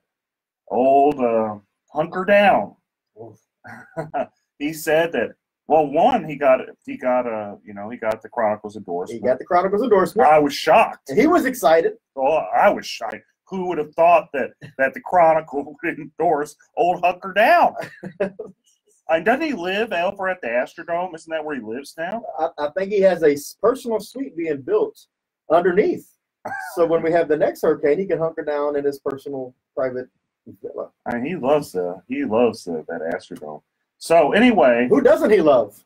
Oh, he doesn't love Lieutenant Dan. He doesn't love Dan Patrick, apparently. Man, in a bombshell announcement this week, Ed Emmett, the Harris County judge, has publicly stated he didn't just say he was not going to vote for the Republican nominee for lieutenant governor. He went out and made sure he stated, I am going to vote for the Democrat, Mike Collier. That's huge. How does that affect Republicans down ballot? As someone who's on the ballot in November, Ray J. Black Jr., how does that affect you and the rest of your brethren running for judge this November that the county judge has come out and said, break up the ticket and cross party lines? Well, since this is the last year we're going to have straight party voting here in Harris County, it's important, I think, at least for Republican judges, that we get as many straight party voters as we can. I know that Judge Emmett does great work for the county, always has, and is very popular. But he's also not one to shy away from supporting Democrats and Republicans both. So I guess it remains to be seen whether those comments and the Chronicles endorsement are going to have any adverse effect on the Republicans, but I certainly hope it doesn't. Do you remember Lloyd Oliver? I do remember Lloyd Oliver. You remember what Lloyd Oliver said that got him kicked off the ballot? He was supporting the Republican nominee. Yeah, he was. So my question is, Lloyd Oliver, Democrat for DA, he said, I think he said basically he was going to support. I don't even think he said he was going to vote for. He just said he'd prefer like some type of Republican over Democrat. And lo and behold, the Democrats are so outraged by Lloyd Oliver. The Tea Party Democrat, as he called himself. They were so upset about that Tea Party Democrat, they kicked him off the ballot. Will that happen here? Well, I think it's too late there because that was in the primary situations. I don't think they're going to kick him off the ballot, but I understand Emmett's position because he's a very strong candidate countywide. And he doesn't really necessarily need every single Democrat to win or every single Republican to win because he does have enough crossover appeal. But was it necessary in this instance to take that last jab? Because everybody's saying this is Emmett's last tenure or last term once he wins. Was it necessary or was that just a potting shot to go as he leaves his last election? So if you're looking at it strategically, it could be necessary because you have like this overtone of Beto and him pushing for Harris County and likely to win Harris County. The question should become, how much does Beto win Harris County by? Does he win it by 10, 15% like Hillary did 2 years ago? Or does he just barely win it or even hypothetically lose it like with like Ted Cruz, his election 6 years ago, where Ted Cruz just squeaked Harris County? He did. And that's the thing. With the county so competitive, I'm shocked. I am truly shocked that the Harris County Republican Party chairman would not have that discussion with Ed Emmett prior to making such a bold statement. But am I shocked that he didn't? I'm probably lying if I say I'm shocked. Well, let's kind of go into that. Just a minute. This is a good thing to kind of. I'll let y'all talk about that one. Let me veer off just for a minute on this because you got, if I remember right, the financial chair of the Republican Party, who also is very influential in an organization. And that organization endorses Democrats. So you have that kind of tying on. The HRBC, who endorsed Democrats over Republicans, though it did primarily endorse Republicans, it's an alleged Republican organization that does support Democrats. To deny that is to be dishonest. And you have someone with such close alliance to the Republican Party. That brings me some pause. It also brings me some pause that the consultant for the local Republican Party is tied in with Strauss and just an excruciating moderate. All this tied together with, guess who was on air saying vote for Paul Simpson? It was Ed Emmett. No. So. No. I don't know. Don't say it ain't so. Oh, so you see all this stuff going on. All this, loosey-goosey Republican, winking, playing footsies with Democrats. You wonder, is this like an inside job to sabotage in some certain races? I don't know. I hope it's not. I'm going to be positive about it. But dadgum, there's a lot there. And that's the thing. The party has given full resources to Ed Emmett and the likes of like Sarah Davis, who's very in a competitive district herself. And there's always that preach about big tent. But when you take a shot at an ultra-right conservative like Dan Patrick, is the Harris County Republican Party truly a big tent party now? Or is it just saying, if you're not moderate, probably don't have a spot here for you? Yeah. Well, I don't know. I mean, those are questions that are probably going to be answered soon enough. Big tent when it's convenient for the party. Whenever you're paying to play, it's big tent. Yeah. So let's kind of maybe turn the page. Well, now we have the election coming up. That's true. And, today's special guest is a longtime practicing lawyer, great mind, great scholar, good friend of mine, and also a stout judicious mind. That is Mr. Ray J. Black Jr. Welcome to the Eric Dick Show. Thank you, Chris. Thank you, Eric. And so you are running for, like I said earlier, the Harris County Probate Court number 2. And that's a very special court in Harris County because there's 4 of them, because the legislator has specifically drawn out in certain jurisdictions, you have a specific probate court instead of just going to a regular district court or a county court, correct? Correct. And they primarily sit in the major metropolitan areas here in Texas. There's an exception to that, but in Harris County, as you said, we have 4 statutory probate courts. They're specialized courts, and they're courts of original jurisdiction for probate cases, guardianship cases, fiduciary litigation, and elder law and mental health issues. And because they're specialized, their jurisdiction is actually broader than your average probate court. So there are issues that can be related to probate or guardianship cases that are not probate and guardianship related or specific, but they get drawn into probate courts, and so they have broad jurisdiction. The same as you might find in a district court, for example, where they hear personal injury cases, so can a statutory probate court, or they can hear divorce cases and family law, so can a statutory probate court if it's related to their underlying issues. Incident appertaining to an estate Absolutely. or one action. And so one of those would be if, for example, if there's a wrongful death action, if it's there in probate, during the probate period, and someone in the family files a wrongful death, would that go to the probate court or would that go to the district court? It depends on the filing of matters. So sometimes those cases get filed separately. So if you have a personal injury case where someone dies or is severely injured, then the probate or the guardianship, if there's one, may get filed over in the statutory probate court, but the personal injury case may end up over in district court to start. But it's not uncommon for those personal injury cases to get drawn back into probate court if it warrants a transfer. And it's not unheard of. In fact, for years, when I first started practicing, when the district court dockets were so backlogged, it was not uncommon for cases to get pulled over in probate court because they had more time to hear the cases, and you got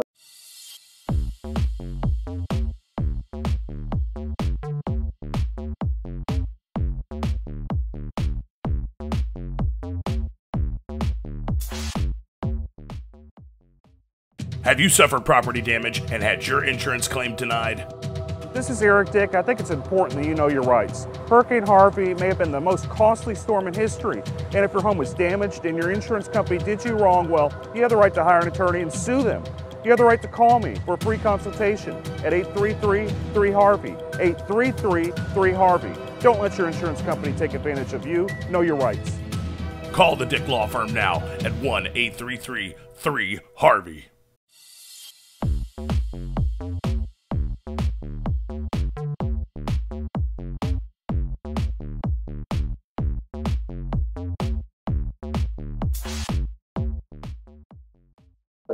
a lot faster a trial schedule, and you got a result quicker than you might in district court. Okay, and so another example, say I have a guy that owes me maybe $200,000 and he passes away. I mean, I'm sure I still want to collect my money somehow. Where do I go and file suit to collect my money from that estate? So as a creditor of somebody's estate, if there's a estate pending, you can file a claim in that estate for the amount that you believe you're owed.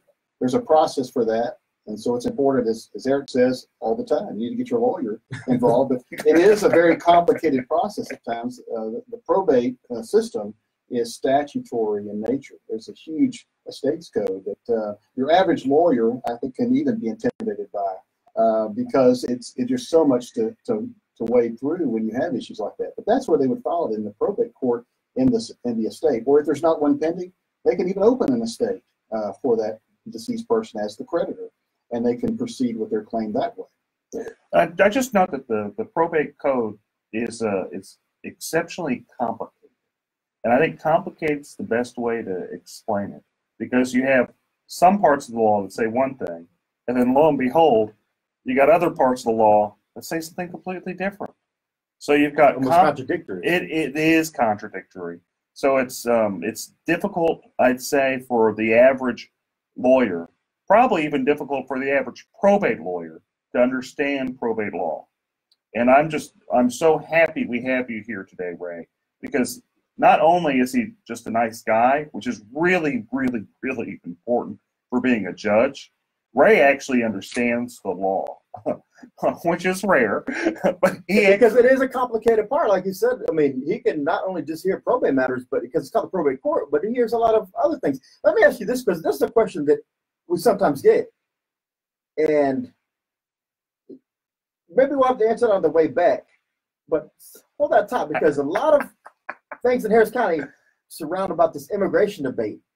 Does that tie to probate? We'll find out. Oh, next, you guys stick in. We'll find out soon. Eric Dick Show, stick with me.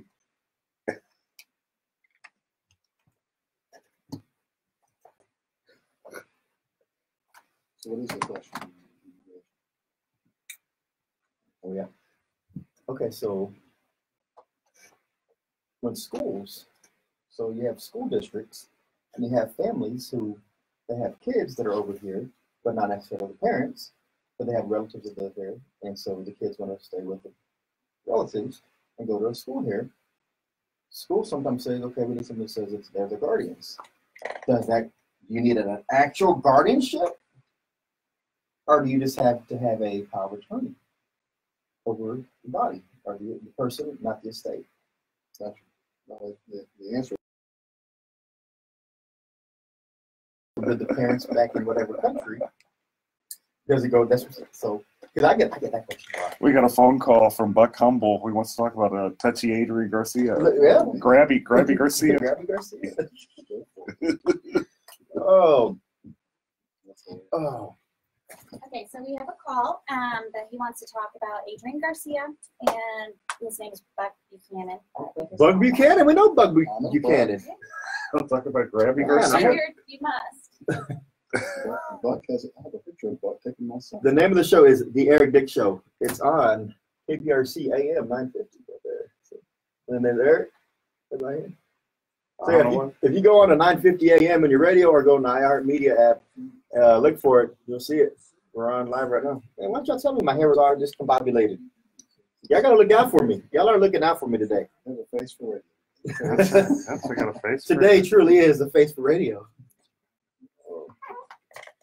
The number is 713-212-5950. So if y'all want to call in again, 713-212-5950. Grabby Garcia.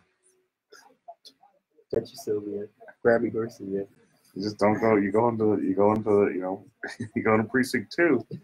Unless You go to the East End. Unless Mormons around watching you, you're gonna get touched. Thank God you got a Mormon right there. I'm trying to get them off you. Fighting Jack, just fighting them to fighting away the molesters. My hair? Come on. Nah, it's usually nice and, some little fluff in there. Now I think it's going to put that water on in the headphones. Leave me alone. The softball practice for Post practice. Yeah, you know what it is? It's because normally my whole body hydrates from these drinks, but I grabbed the wrong one today. I got the honey instead of the cinnamon. Yeah, the honey helps the curls lay down flat. Oh.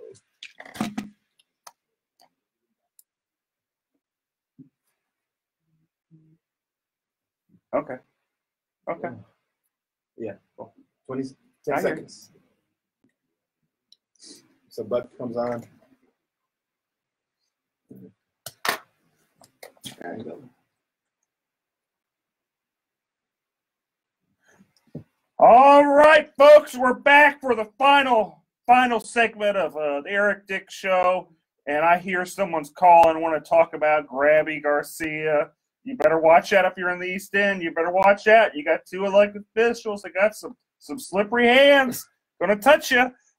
You there, Buck? Hey, man, what's going on? Welcome to the Eric Dick Show. Please.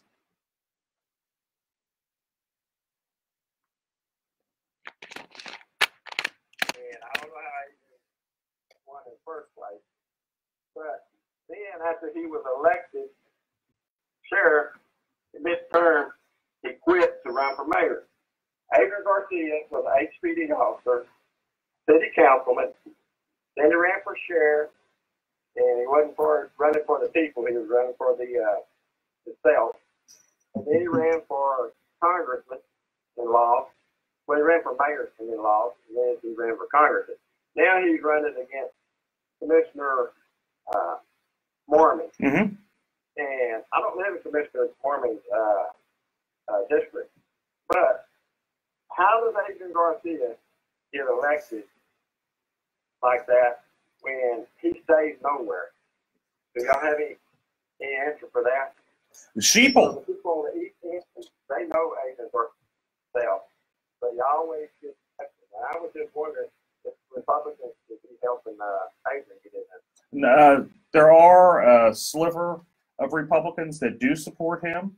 People like Jacob Monty, which I kind of wonder why he feels the need to support Adrian Garcia. But, you know, on the other hand, you have fighting Jack Mormon, who he has a lot of bipartisan support. Jack he's a good guy. He's the real deal. He really is just a people's person. It's kind of shocked me whenever I first met him and how okay, so there's a tie in here. You got Touchy Sylvia, who got arrogant being a county commissioner. She had $2 million in the bank and just did nothing, figured that she was gonna be county commissioner, get all of her secretaries to sit in her lap. It was gonna be a good time. But, while she was too busy, I guess, doing what she was doing, fighting Jack Mormon got in there and he won. He won by just doing the basic things, going door to door, letting everybody know that it was time for a change. He's going to do a good job. And the guy has. He really has done a good job. I don't see him losing Precinct 2. I just don't see it. He has run such a tight campaign. He's been everywhere. If you're in Precinct 2, you're going to walk around. You're just going to see him just driving by. That guy is everywhere in Precinct 2. And if there's just like a bike show, you're going to see him there. He's everywhere. And so, but to answer your question, I mean, Adrian, got elected in, I think it was 2008, first as sheriff. It was against Tommy Thomas. Against Tommy Thomas, and you got to keep in mind at that time there was some internal issues going on with the Thomas campaign and the administration, and so that's how Adrian was able to get the confidence of the county people. But thanks for the call, Buck. Let's move on to Jim. You there, Jim? Hey, Jim. Did we lose Jim? I don't know. You there, Jim? Yes, sir. What's going down? Welcome to the Eric Dick Show. I love y'all's and I continuously support. And I just had a quick question in regards to the law career. Chris Carmona is actually a Facebook friend, and I heard about it through his promotions on his Facebook Live right now. So what's up, Chris? Thank you. What's going on, Jim? Hey, man, I'm about 1 L year at Texas Southern University Thurgood Marshall School of Law, and I just wanted to ask some advice in regards to pursuing my career as an attorney. Is there any advice that you might have before I finish and I graduate, as far as positioning myself in a way where I can, maximize my opportunities? I definitely want to make sure I preserve my energy. Absolutely, network. You want to build your network. That's the best thing you do. I know a lot of people are going to focus on getting good grades, make sure you're at the top of your class, and that's important to make sure you pass. But your network is going to be the thing that makes you successful. And another thing, get politically involved, because law and politics go hand in hand. And one way or the other, you're always going to be involved somehow. And the more you know, the more people you know, it's going to enhance your network. But it's also going to give you brighter minds to surround yourself with. And it's going to surround yourself with people who actually make decisions once they get elected on the bench. You'll have that opportunity to know their mindset because you converse with them, you hang around with them, and you network with them. So build your network. Also,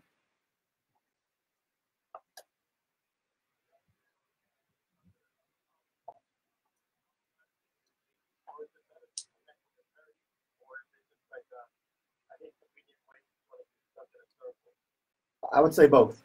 You want to meet and talk with as many people as you can, because the non-attorneys will end up being your clients. The attorneys you'll end up dealing with, they'll be friends, they'll mentors, mentees, just people that you pick each other's mind. Because cool, man. Thank you. Don't forget your classmates too, because those are people you're going to continue to network with the rest of your career, and you don't know what they're going to do as they progress through their legal career, and you're going to touch base with them for years to come. And you talk about the network. One of my friends, I'm involved in Young Republicans across the country, and one of my network group, Matthew Gilson, just joined on my live feed.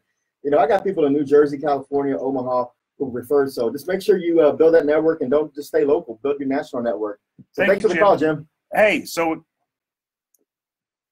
thank you. Hey, we have Ahmed. Hey, man, what's going down? Welcome to the Eric Dick Show.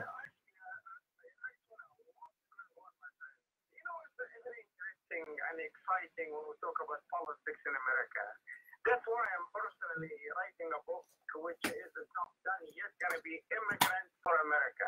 I ran for county commissioner, I ran for county judge, I ran for youth Congress, I ran Republican, Democrat, Independent in Canada, and I'm here. But you know what? I love America. You know, last election in year 16, I was the Democratic nominee for county judge. Okay? Congratulations. I have a law degree. I have a doctorate degree. I have a security clearance from the feds in all three. Wow. I'm highly educated. I'm a businessman. And guess what? Because the name Hassan always can beat me in the primary. But that's why I keep running. Because the people, they need to change their image. They love you as a lawyer, as a businessman, as a doctor, as whatever. But when it comes to election, they do not vote for a name, which is sad. Because we all immigrants, you know, but people don't realize that. That's the name.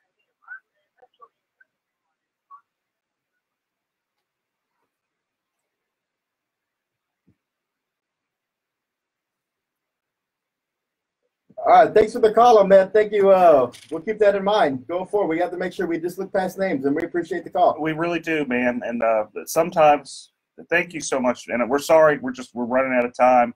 Didn't mean to really cut you off, but with names, you just got to keep running. I have an odd last name. Some people consider it a lot of different. A lot of different people have different opinions on it. Yeah. And so, again, one last question in terms of probate. While we have Ray Black here, does immigration in any way play a role in the probate court, especially in Harris County? There's always that the issue of immigration that pops up one way or the other. Does that play a role in the probate courts? And if people are parents from another country want to send their kids to Harris County to live with a relative, do they need to go through the probate process for that? Well, it depends. If the school district, which oftentimes needs someone with some legal authority to speak or make decisions on behalf of the child who may be here, you may actually have them ask that a guardian get appointed for the minor to have some legal authority to make decisions for them. And if that's true, then of course the probate courts are the place to go. That's where we do guardianships, and we do them for everybody who is fitting in the statute as someone who's, as they claim, incapacitated. But being a minor is part of the definition of being incapacitated. So they fit into the system. And as needed, we take care of those minors. It's not uncommon. It doesn't have to just be with the school district. We see that all the time. We talked earlier about personal injury cases. Personal injury cases affect everybody. It doesn't matter whether you're a U.S. citizen or not. In your case, may end up in probate court. So we cover all facets of that. And while we don't deal with immigration directly, we certainly deal with people who have an issue. Thank you, guys. Don't forget to vote. Election's coming soon. Thank you so much, Ray Black. He's a great guy. He is, and Ray is again one of the most knowledgeable attorneys I know, not just on probate, but with a lot of things. So remember, November, look for those names on the ballot, people that you can trust, and Ray Black is one of them. And also remember that if you have the need for someone to fight for you because of some homeowner insurance disputes, insurance company's not taking care of you, who do they need to call? Better Get Dick, Eric Dick. Better Get Dick, Eric Dick. And it's been a pleasure spending some time with y'all on this Saturday afternoon. Chris Carmonas here with Ray J. Black Jr. and Eric B. Dick. Take us away, Eric. Next time. See you guys next week. Y'all have a great weekend. Bye. That was fun. It's always fun. Guys, thank y'all again. Thanks for the calls. See you guys. And, thanks for the feedback. I'll get back to y'all. Peace.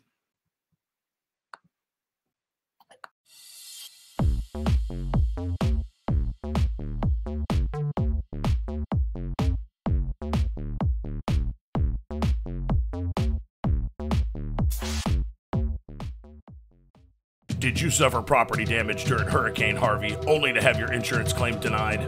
This is Eric Dick. I think it's important that you know your rights.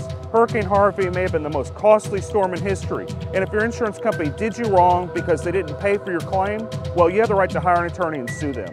You have the right to call me for a free consultation at 833-3HARVEY, 833-3HARVEY. Don't let your insurance company take advantage of you. Know your rights. Call me today, 833-3HARVEY. A Houston man tonight is taking on the city of Houston. He is suing, saying he has the constitutional right to feed the homeless this Thanksgiving and any other day that he chooses. Fox 26's Damalie Keith is live at Houston City Hall with more details on this. Damalie? Yeah, you may remember the charitable feeding ban went into effect a few years ago, making it illegal to feed the homeless. Well, Philip Paul Bryant says it shouldn't be against the law to give food to someone in need. He says it should be the other way around, a crime not to give. Of just trying to make sure a fellow human doesn't starve. It sounds simple enough. We aren't asking for anything else than to be able to give food to those that are less fortunate. Please let us do it. Houston City Council members say they passed the charitable feeding ban to ensure homeless people receive food prepared under health code regulations, and so those in need will turn to an organization to eat, so they will receive other resources, services, and shelter as well. Many of them take probably no more than 150 people.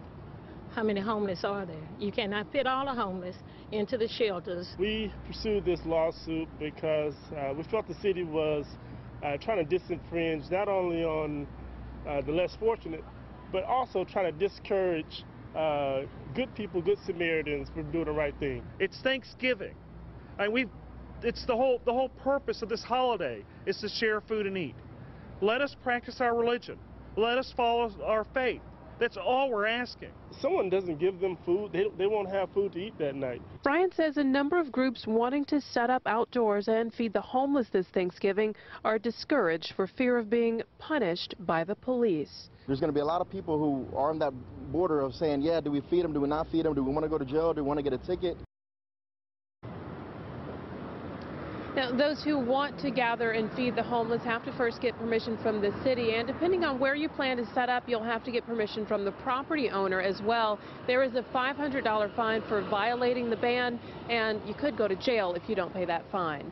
We're live in downtown Houston. I'm Damalie Keith, Fox 26 News. Feeding rocks. It should not be a crime to feed the homeless.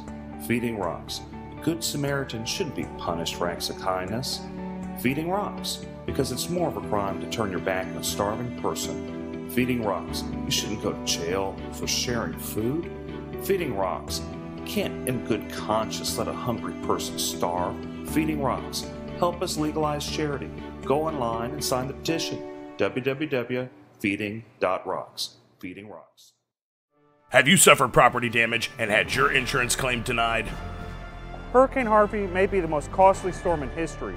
And if your home was damaged and your insurance company did you wrong, well, this is America. We have rights. You have the right to hire an attorney and sue them. You have the right to call me for a free consultation at 833-3HARVEY. That's 833-3HARVEY. Don't let your insurance company take advantage of you. There's always hope. Call me today at 833-3HARVEY. A local pastor is fed up, and he's challenging the Houston homeless feeding ordinance. And the city requires you to get a permit if you are going to share food. He can't get a permit because he doesn't know where he's going to share food. Philip Paul Bryant regularly keeps cans of tuna and water bottles in his car to hand out to homeless people. But under the current city ordinance, he's breaking the law. His attorney says Bryant does this because his faith teaches him to help the less fortunate. This law that's in place, it's a mean-spirited law. It's against, charity. It's against kindness. It's against doing the right thing. Eric Dick says they plan to fight this till the mayor and city officials overturn what some believe is a misguided ordinance. Hi, this is Eric Dick, and I think it's important that you know your rights. If your homeowner's insurance company has denied or underpaid your claim, you have the right to hire an attorney.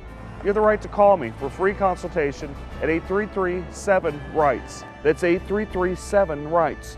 Don't let your homeowner's insurance company take advantage of you. Call me today at 833-7-RIGHTS. Has your homeowner's insurance claim been denied or underpaid? Call Dick Law Firm at 833-7-RIGHTS. A Houstonian claiming his religious freedom is being denied might soon see his lawsuit against the city dismissed. And it appeared that Judge Kyle Carter was thinking about dismissing the case, saying that Philip doesn't have standing. Philip Paul Bryant filed a lawsuit in 2017 claiming his religious rights to charitable giving were being infringed upon by a 2012 Houston Feeding the Homeless ordinance. In the city of Houston, you can give 5 homeless people a sandwich, but that 6th sandwich, that's the one that will cost you. Could be fined $500 to $2,000, or you can even take the risk with going to jail. According to his attorney, Eric Dick, Bryant's case may not find a home in Harris County Civil Court. They're saying that my client, he waited over a year to file a lawsuit since he found out about the law. If people just found out about the law and they want to sue the city for this illegal act, I'm happy to represent them for free. I think that it's a mean world whenever acts of charity are criminal. To be fair, the ordinance doesn't outright ban the giving of food to the homeless.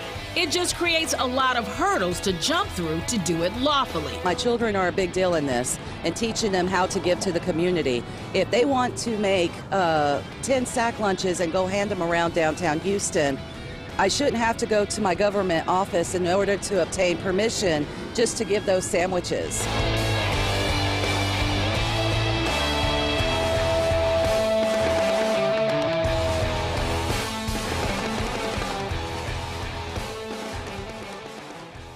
Have you suffered property damage and had your insurance claim denied? This is Eric Dick. I think it's important that you know your rights. Hurricane Harvey may have been the most costly storm in history, and if your home was damaged and your insurance company did you wrong, well, you have the right to hire an attorney and sue them. You have the right to call me for a free consultation at 833-3-HARVEY, 833-3-HARVEY. Don't let your insurance company take advantage of you. Know your rights. Call the Dick Law Firm now at 1-833-3-HARVEY. Breaking the law, one meal at a time, feeding the homeless. It is morally wrong to make it a crime to give food. A Houston man who feeds the homeless because of his faith is suing the city, challenging the established charitable feeding ban. The often debated ordinance has banned sharing food in public groups of more than 5 people without city permission since 2012. The city says you can give food to 5 people, not 6. What are you supposed to tell the 6th person? I met my quota today? The city wants to dismiss Philip Paul Bryant's lawsuit. That's a crime? What does this world come to? It's a sad day whenever trying to prevent a fellow human from starving is a crime. The city says the ordinance aims to curb trespassing and littering, both of which were already prohibited in the municipal code prior to the passing of the ordinance. While some Houstonians are in support of the lawsuit, I really hope he wins his case, and I really hope they lift those sanctions so we can be able to give more to the needy. So if you're willing to help more than 5 homeless people, you should be able to do that. Some even challenge the city's support of their citizens. The city isn't going to take care of their homeless people as their people. Somebody got to take care of them. So why can't we take care of them? A question Houstonians will continue to ask as long as the ban remains.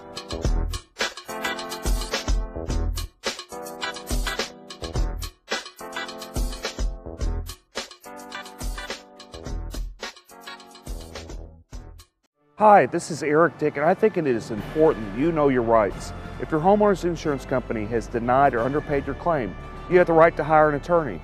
You have the right to call me for a free consultation at 833-7-RIGHTS. That's 833-7-RIGHTS. Don't let your homeowner's insurance company take advantage of you. Call me today at 833-7-RIGHTS. Has your homeowner's insurance claim been denied or underpaid? Call Dick Law Firm at 833-7-RIGHTS. Feeding rocks. It should not be a crime to feed the homeless. Feeding rocks. A good Samaritan should be punished for acts of kindness. Feeding rocks. Because it's more of a crime to turn your back on a starving person. Feeding rocks. You shouldn't go to jail for sharing food. Feeding rocks. You can't in good conscience let a hungry person starve. Feeding rocks. Help us legalize charity. Go online and sign the petition. www.feeding.rocks. Feeding rocks. Property damage from Hurricane Harvey is devastating. That pain has been made worse by your insurance company underpaying or outright denying your claim, sometimes without even inspecting your home. I'm attorney Eric Dick, and it's my job to make insurance companies accountable. If you feel you've been taken advantage of by a greedy insurance company, call me today at 833-3HARVEY, 833-3HARVEY. That's 833-3HARVEY. Call me right now. A Houston man tonight is taking on the city of Houston. He is suing, saying he has the constitutional right to feed the homeless this Thanksgiving and any other day that he chooses. Fox 26's Damalie Keith is live at Houston City Hall with more details on this. Damalie? Yeah, you may remember the charitable feeding ban went into effect a few years ago, making it illegal to feed the homeless. Well, Philip Paul Bryant says it shouldn't be against the law to give food to someone in need. He says it should be the other way around, a crime not to give. Of just trying to make sure a fellow human doesn't starve. It sounds simple enough. We aren't asking for anything else than to be able to give food to those that are less fortunate. Please let us do it. Houston City Council members say they passed the charitable feeding ban to ensure homeless people receive food prepared under health code regulations, and so those in need will turn to an organization to eat, so they will receive other resources, services, and shelter as well. Many of them take probably no more than 150 people. How many homeless are there? You cannot fit all the homeless into the shelters. We pursued this lawsuit because we felt the city was trying to disenfringe not only on the less fortunate, but also trying to discourage good people, good Samaritans from doing the right thing. It's Thanksgiving, and it's the whole purpose of this holiday is to share food and eat. Let us practice our religion. Let us follow our faith. That's all we're asking. If someone doesn't give them food, they won't have food to eat that night. Bryant says a number of groups wanting to set up outdoors and feed the homeless this Thanksgiving are discouraged for fear of being punished by the police. There's going to be a lot of people who are on that border of saying, yeah, do we feed them, do we not feed them, do we want to go to jail, do we want to get a ticket?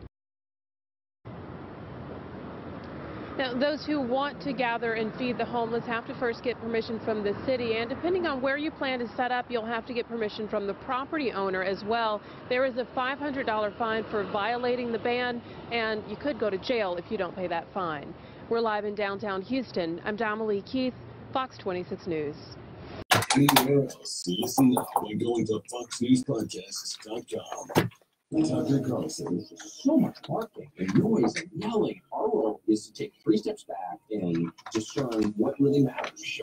The most important thing that we are looking out for the forgotten men and women in this country. Laura Ingram. If y'all can't sit here all day online, make sure y'all go onto the iHeartRadio media app, KPRC 950, or just tune into your radio, 950 AM. A lot of good stuff today. A lot of good stuff. But it's only 30 minutes, so make sure you tune in. If you're going to get some calls in, 713-212-5950. Finally forbidding insurers from discriminating against or denying coverage to Americans with pre-existing conditions. The GOP spent 8 years presenting to repeal the law, even forcing a government shutdown. Hey, Karen. Hey, little Tim. A California college ready to shell out hundreds of millions of dollars to settle lawsuit. The University of Southern California says it'll pay out $215 million to settle claims of sexual abuse by a school gynecologist. That settlement would compensate individuals. And as always, today's segment brought to you by Bragg's Organic Apple Cider Vinegar, all natural drink. And we got the right one today, apple cinnamon. Dick, where's your Topo Chico? I got a little Topo Chico right here. You got it? Let's make sure you got it. Got it. I got a Topo Chico. David, what are you drinking, man? Starbucks. Ah, come on, man. It's a Frappuccino. Yeah. He's got the Frappuccino. He's frapping it. Oh, man. Ooh, what a rush. Sorry, Shannon. We were rushing. Shannon, you get a car. We didn't give me a badge. Yeah. Barely did it. Okay. 2,000 members of the 2nd Marine Expeditionary Force are believed to have Hey, y'all. as Hurricane Florence closed in last month. Oh, it's gonna be a juicy show. It's gonna be a short show, but it's gonna be juicy. 30 minutes, huh? Yeah. So we have one break around 14 to 18 again. And then 27, 26 cars on. Pick us up. So we're gonna go into. What do you want to talk about? Oh, first let's start about there's a new suit. Well, first let's talk attack him again. And I'm Joe. Attack him. Oh yeah, I could do it. Attack him, and then we'll talk about the suit against the city for the largest gun show in the country. Is the drag queen show. Yeah, they gotta watch out. They might get in trouble on that for anti-slap. How you gonna get around anti-slap with that? Good afternoon. Watch out for an accident on the North Freeway northbound and the North Loop. This has 2 lanes blocked. I haven't seen like the pleadings. Some good news, that accident we had on the North Freeway southbound equipment has been cleared. Traffic is unwinding in that area, adding about 30 minutes to your commute. I'm Eunice Garcia, the 24-hour traffic center.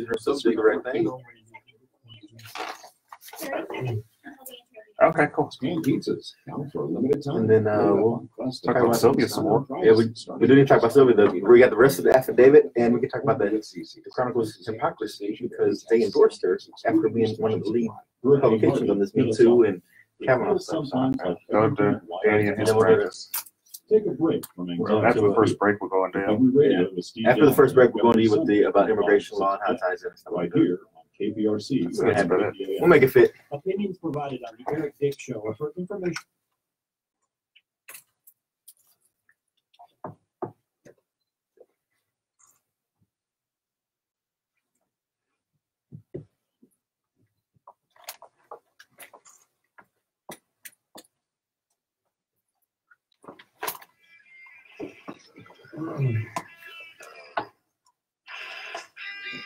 See, they've never heard the intro on Facebook streaming.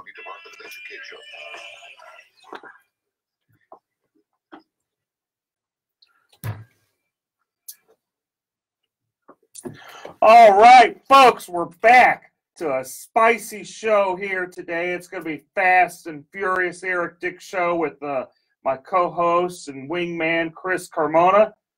And hello, good weekend, everyone. It is going to be a great show. Okay, we had a lot happen this week. We had, Touchy Sylvia. We got the rest of her affidavit where, she's talking about some rash she has, and she has a clerk, which she's a municipal judge, and she, starts telling the clerk, hey, I got this rash on my leg. You want to see it? And the clerk's like, well, no, not really, Sylvia. I don't know that many people want to see it, but no, I'm good. And she was good. And that's the thing. I mean, when we left off last week, we had limited information on this affidavit, but we have procured the remainder of the affidavit, and it just gets even worse. I mean, there was trips to Nashville where she was just taking advantage of her allegedly aggressively inside this hotel room. And, this is a legal talk show, and we talk about legal standards and how that impacts the community. Well, I remember a couple of weeks ago, the Houston Chronicle made it a point to make sure that our Supreme Court of the United States candidate, now Justice Kavanaugh, was put through this ringer and even made a point to publish different opinions and editorials where it said that, if you're accused of these things, you're not fit for these types of positions. So with Sylvia being accused of these types of allegations, it's surprising that they came out and endorsed her this week. What's going on? Well, to quote Erica Grinder from the Houston Chronicle, it's dead and irrelevant and no one cares. And that's actually from a reporter. So what's interesting with the whole Kavanaugh thing is you had a woman, and she was sincere. I know there's people that have different opinions, but she seems sincere that something happened to her. Maybe we aren't sure what happened, but something happened, and she seems sincere about it. Just as the level of sincerity in that affidavit. I mean, and they go into a lot of detail. And it's pretty detailed. I mean, these aren't things that have been sitting on and no one's come forward. Apparently, Ms. Gutierrez had actually made these complaints before, but it fell on deaf ears. And that's the problem I see with the city of Houston, is that they pick and choose who they actually want to move forward with these types of allegations. And I think that's something that falls back into the city council and also the mayor, because we have to stop that culture of siding with some, whether it's political or not, or it's just friendships, if these allegations are being thrown out there, you got to act on those. I mean, if not, you open yourself to all types of liability in the employment field, right? Yeah, you're right. And didn't if I remember right, reading that affidavit, didn't one of her like staffers kind of walk in and go, whoa, I don't want to see this, turn around like beeline right out, open the door, unlocked it, and said, whoa, made a U-turn and got back out of there. I mean, so there's been witnesses to these allegations or to these events, and I'm just shocked and appalled that for the Houston Chronicle to come out and say, you know, we're going to lead the movement and making sure that people have a voice and people who have these allegations, they're going to be heard, to come out with no hesitation and endorse against Philip Arnoff in the congressional race in CD29 over in the east side of Harris County. Or they could have just done no endorsement. And they could have just done, they could have said, you know, well, look, we're going to be the bigger person.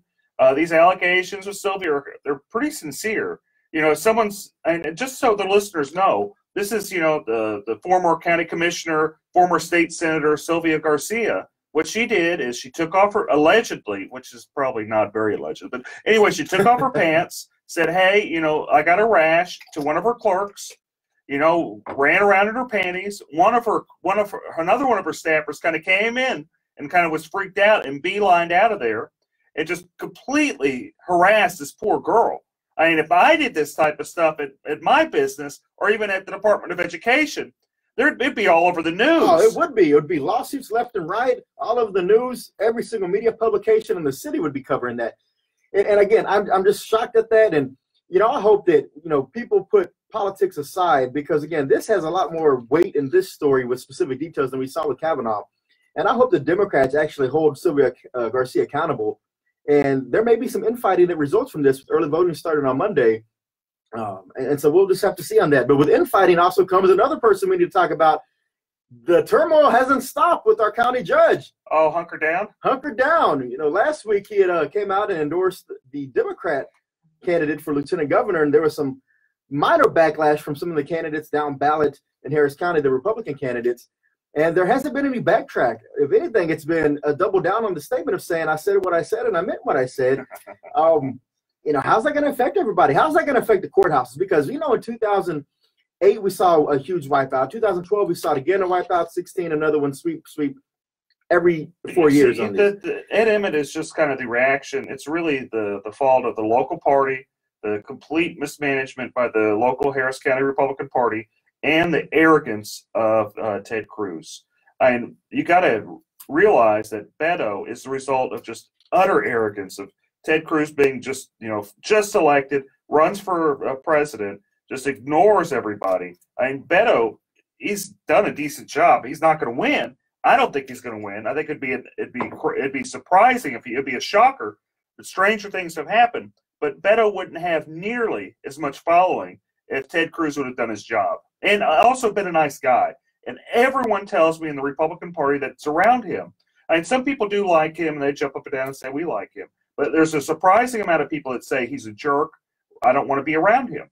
He's not connected to the people he was when he campaigned first in 2012.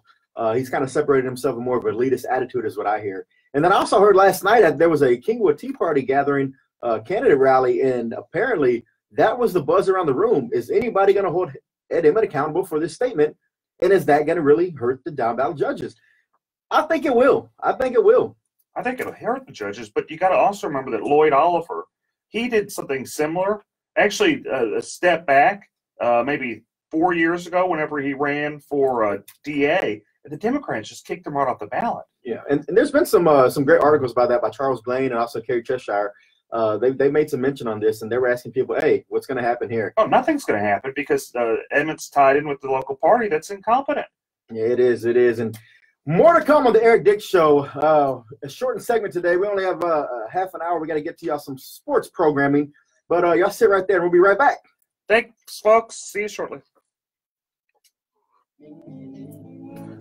We'll come in, go in with you for probably another 10, 12, then we'll be done.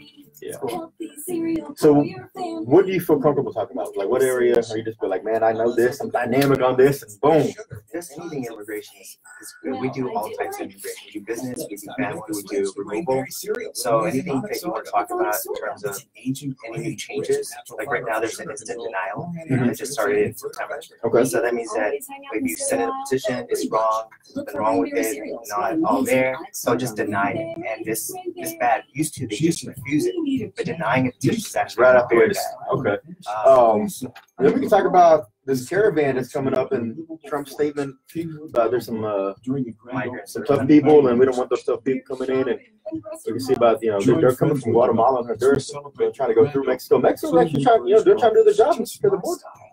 So we don't want you coming in and filter in. They tore it down and now tie into immigration, and then immigration right there. That's how we do it.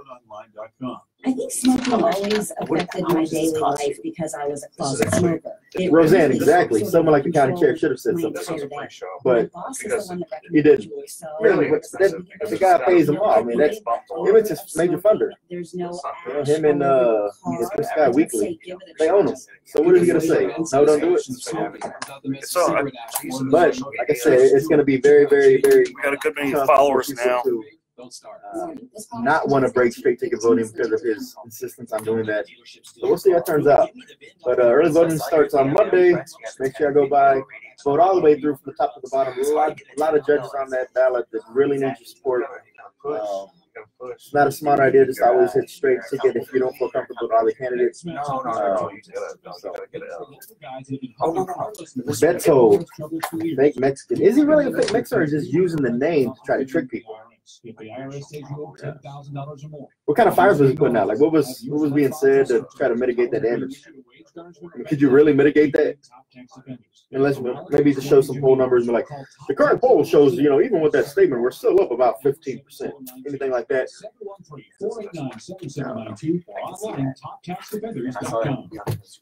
He speaks his mind.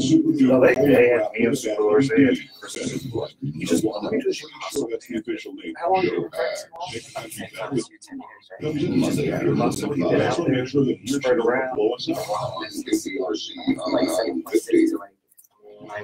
but it took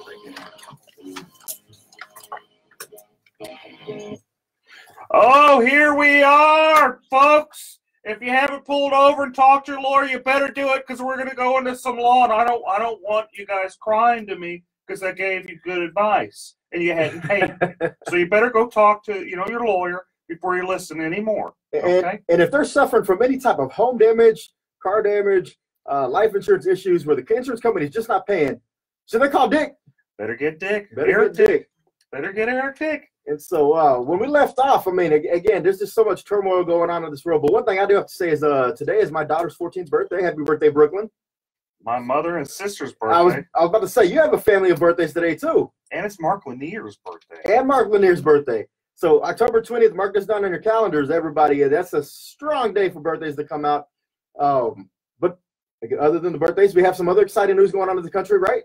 Oh, we have a lot of exciting news, but why don't we start off talking with Danny about his little law practice doing immigration law, and we can kind of tie it into all the many things that are happening in this world. So today's guest, we have attorney Danny Wynn.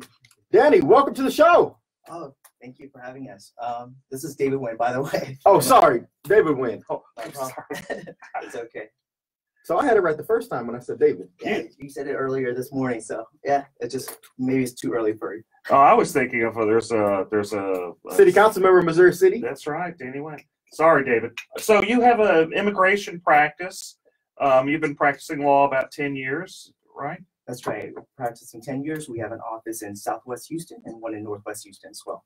Excellent. And so there's been some changes lately. And could you tell me about the changes in immigration law that's, some listeners might want to know about? Yeah, so there's a lot of changes across immigration, across the board. So whether it's legal immigration or illegal immigration, there's changes across the board.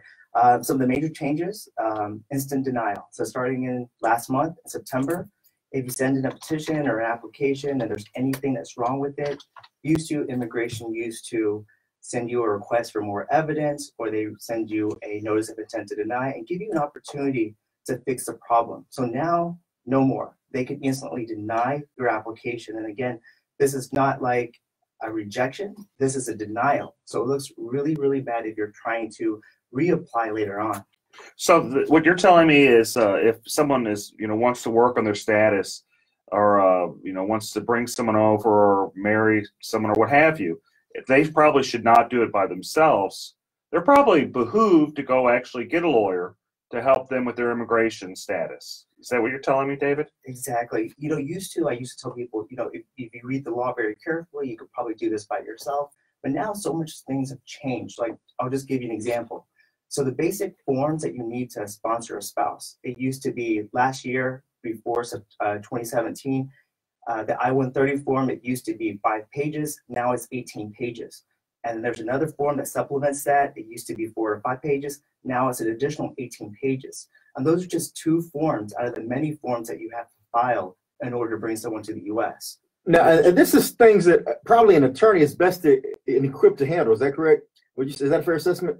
That's right. And, it's not a person's fault, to be honest with you. A lot of things are wrong online, especially even on the government's website. They're wrong. And I could, probably usually what I do is I show clients, like, look, this is what you want to do, and I can tell you that it's wrong. If you do it this way, like they have it on the website, it's going to get rejected or denied. Now, there's a lot of notaries that have popped up around this city, I know for sure, over the last few years to try to assist and expedite some of this immigration paperwork. What's your feelings on notaries? Are those really strong-minded people who understand the legal system and know how to navigate the channels? And that's a good question, Chris. Well, I can tell you for sure, a lot of people in Mexico, there's public notarios are attorneys, but in the U.S., they're not attorneys. Public notarios are popping up, and let me tell you why you don't want to hire one. The public notarios would never put their name on any of your documents. So whenever there's a problem with your documents because they're giving you wrong advice, no one's accountable except for you. And you're not going to be able to blame someone that doesn't have their names on your forms. They charge a lot of cash too, aren't they? They do, but besides this actually being illegal for a notary to practice law, and usually they'll charge at least, near what a lawyer would charge. Sometimes more. Sometimes more. So you're having someone, it's basically you're just going and picking someone off the side of the street and saying, hey, help me with my legal forms. I wouldn't do that. I wouldn't get someone off the side of the street to represent me, which actually I do. Being an attorney, actually I do hire people to represent me, and anytime anything happens. They say what a client has a fool. What is the saying? Yeah, only a fool has a client for himself. That's right. So yeah, if you have problems with immigration, you probably should get a lawyer. Maybe you could have done it in the past, but it sounds like things have changed, and it probably behoove you to sit and talk to somebody that actually is licensed through the state bar and, tell you what to do. What other problems do you see happening, Danny? Okay, so the other problems that we see right now is if you're in removal proceedings. So before, if you're in removal proceedings, that means deportation proceedings, you would have probably a very fair trial with the immigration judge. It's not like that anymore. So right now, under Donald Trump, he said that immigration judges have a quota. They're obligated, or they should, try and end at least 700 cases per year. So what this means in reality is that every immigration judge under the quota has to finish a case within 2.5 hours. Think about this for a second. One party has to state the facts of the case, the witnesses have to be called up, the judge has to make a decision, all in the course of 2.5 hours. Some of these cases are asylum cases, meaning that they involve people that have been victims in their own countries. They're going to the U.S. in order to seek protection, and now you have to make a decision within 2.5 hours, whereas maybe a year ago, you would have maybe several years to put together a case. So that's what's happening right now is that. But on the flip side of that, Danny, hasn't one of the biggest issues always been that the process takes too long? You have to get in line. It's a long line, takes years. But with this expediency of a 2-hour hearing, or doesn't that speed up the process? And doesn't that help people who are in the queue trying to get through the system properly? So in the past, you're right. So in the past, asylum used to take years. Now it's not that way anymore. So earlier this year, they changed it. When you apply for asylum today, instead of taking years, you're going to get a notice for an interview within 3 to 5 months. That's very quick. Think about this. You have to show asylum is not easy to get. You're going to have to, usually the attorney will write a legal brief. You have to show evidence, so medical records. Imagine fleeing your country with nothing, and then you're going to have to try to get, copies of certified copies of your birth certificate, your, anything that you have in that situation, maybe judicial records. I mean, it's going to be very hard for anyone that's fleeing their country with no money. Yeah. And nonprofits nowadays don't have a budget in order to fix this issue. There's too many people. It's definitely a broken system. It's something that we really have to make sure we're pressing our Congress members and our senators to put something in place that's actually going to be sustainable in the long term. And it's not just the immigration system. I mean, it's the same way with our justice system. There's a lot of sad things that happen every day. I had a client one time in criminal law back when I first started practicing law, where she had some problems with welfare. She got too much welfare because she was broke. And the judge that she was in front of, who's now the administrative judge in Harris County, was Susan Brown. She was nice enough to, put Mike Al in jail, baby in hand. When I say baby in hand, I had to watch the baby while the grandmother came to pick her up. It was training for you, Dick. It was training for you. That's training. But we want to talk about injustice. There's a lot of injustice to go around, a lot of injustice in different spots. And it's been going on a long time, and I imagine there always will be injustice. Yeah, real quick, David. There's a huge caravan coming through Central America right now, going through Mexico, trying to get to the United States. Will they make it? And if so, are they going to be turned back around under this new policy provisions? What happens to them? Right now, it's harder for people trying to enter the U.S. to get asylum or refugee status. So I think it's going to be an uphill battle for them to try to make it into the U.S. And even if they do, it's going to be very hard for them to try to get any legal status in the U.S. So it's very hard. We're turning away people that are actually fleeing their country. Some of these people, yes, there's always people that will try to, go past the system that do not qualify. But you have to understand there's a huge vetting process to make sure that their alibi sticks. There's multiple interviews to make sure they have a credible fear. But if you have a group of 1,000 people coming in one time and saying, we just got bombed in our neighborhood, shouldn't their stories all match, and wouldn't that be considered some type of evidence that they could be used in the process? So just like you mentioned earlier about the Kavanaugh hearing, when people experience trauma, they're gonna remember different things. And so when you have a child versus an adult, they're gonna see different things, and that's why it takes a lot of work in order to gather the story to make it make sense, because every person's story is going to be a little different based on their experience. Well, I think it just goes to show that you're always probably doing right whenever you have legal problems to go and get an attorney. The system's always going to change under whether it's Trump, whether it was going to be somebody else. The system's going to change. Whether it's good or bad, it always remains to be seen. It's fascinating how government works and how consequences for actions happen. Plenty of times they're inadvertent. This could be a good thing. It could be a bad thing. Only time will tell. But what is important is while they're going through this process, if they're serious about it, they probably need legal help. They do, and that's what we're here for, is to try to make sure we guide people to make sure they're getting legal help in any type of situation they're in. And David Wynn, thank you for your time today with talking about immigration. And if anybody needs to reach out to David, what's that phone number? It's 281-777-1236. All right, thank you, David. Yeah, so is there anything else we need to go through in this fast and furious? Absolutely. Again, anytime you're facing an insurance company, whether it's a car accident, a personal injury that happens, you slipped and fell, or you got flooded or hail damage, if the insurance company does not want to pay, you got to make sure you have someone on your side who's going to fight for you from the beginning to the end, and is going to take the insurance company to task. What I found amazing is I've represented like thousands of people, and when I say thousands, like 2,000-3,000 people. And out of those thousands of people I've represented, I'd say 98-99% were underpaid on their claims. It's just kind of fascinating that so many insurance companies just underpay claims, and they pay big money to to government through lobbyist organizations like Texans for Lawsuit Reform to buy people off. But I guess that's never going to stop. You're always going to have stuff like that, and that's been going on since governments began. Is you have special interests. And it has. And as long as there continues to be special interest protecting the insurance companies, it's important and critical that you have an attorney fighting on your side. And that's where homeowners insurance lawyer, attorney Eric Dick, comes in. And again, if you're getting in that legal situation, don't get mad. Get Dick.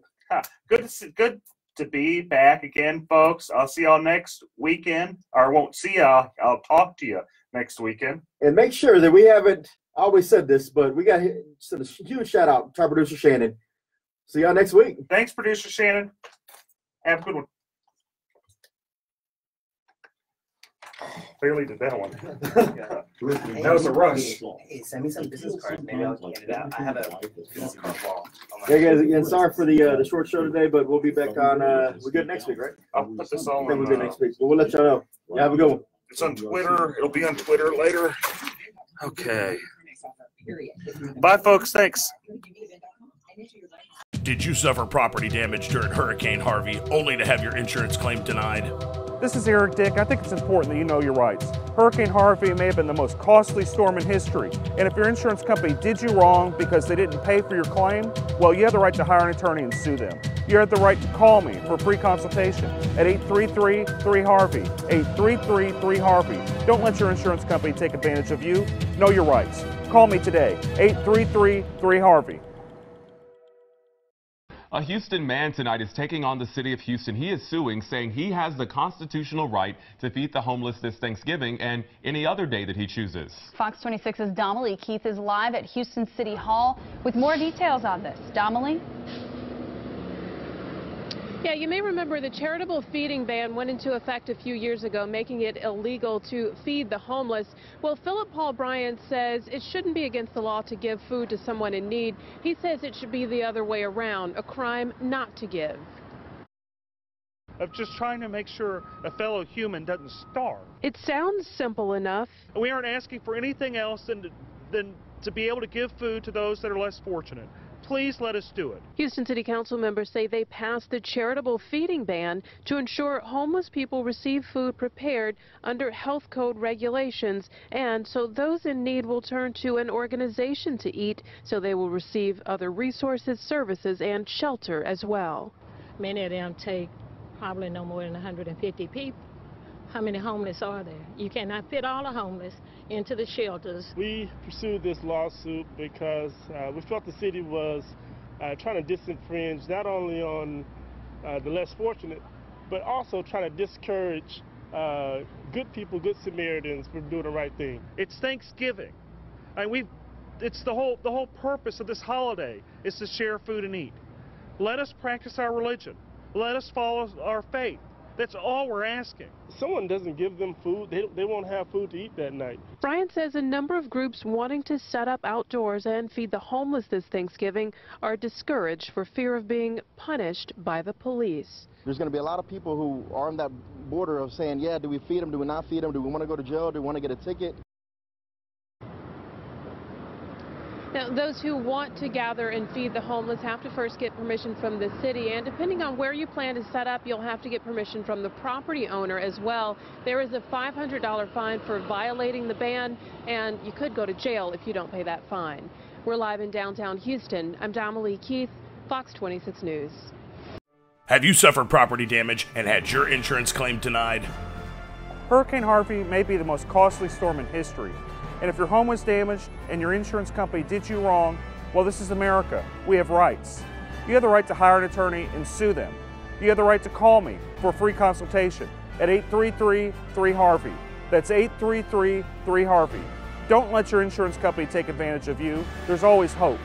Call me today at 833-3HARVEY. A local pastor is fed up, and he's challenging the Houston homeless feeding ordinance. And the city requires you to get a permit if you are going to share food. He can't get a permit because he doesn't know where he's going to share food. Philip Paul Bryant regularly keeps cans of tuna and water bottles in his car to hand out to homeless people. But under the current city ordinance, he's breaking the law. His attorney says Bryant does this because his faith teaches him to help the less fortunate. This law that's in place, it's a mean-spirited law. It's against, charity. It's against kindness. it's against doing the right thing. Eric Dick says they plan to fight this till the mayor and city officials overturn what some believe is a misguided ordinance. Hi, this is Eric Dick, and I think it's important that you know your rights. If your homeowner's insurance company has denied or underpaid your claim, you have the right to hire an attorney. You have the right to call me for a free consultation at 833-7-RIGHTS. That's 833-7-RIGHTS. Don't let your homeowner's insurance company take advantage of you. Call me today at 833-7-RIGHTS. Has your homeowner's insurance claim been denied or underpaid? Call Dick Law Firm at 833-7-RIGHTS. A Houstonian claiming his religious freedom is being denied might soon see his lawsuit against the city dismissed. And it appeared that Judge Kyle Carter was thinking about dismissing the case, saying that Philip doesn't have standing. Philip Paul Bryant filed a lawsuit in 2017 claiming his religious rights to charitable giving were being infringed upon by a 2012 Hughes 6 sandwich. That's the one that will cost you. Could be fined $500 to $2,000, or you could even take the risk with going to jail. According to his attorney, Eric Dick, Bryant's case may not find a home in Harris County Civil Court. They're saying that my client, he waited over a year to file a lawsuit since he found out about the law. If people just found out about the law and they want to sue the city for this illegal act, I'm happy to represent them for free. I think that it's a mean world whenever acts of charity are criminal. To be fair, the ordinance doesn't outright ban the giving of food to the homeless.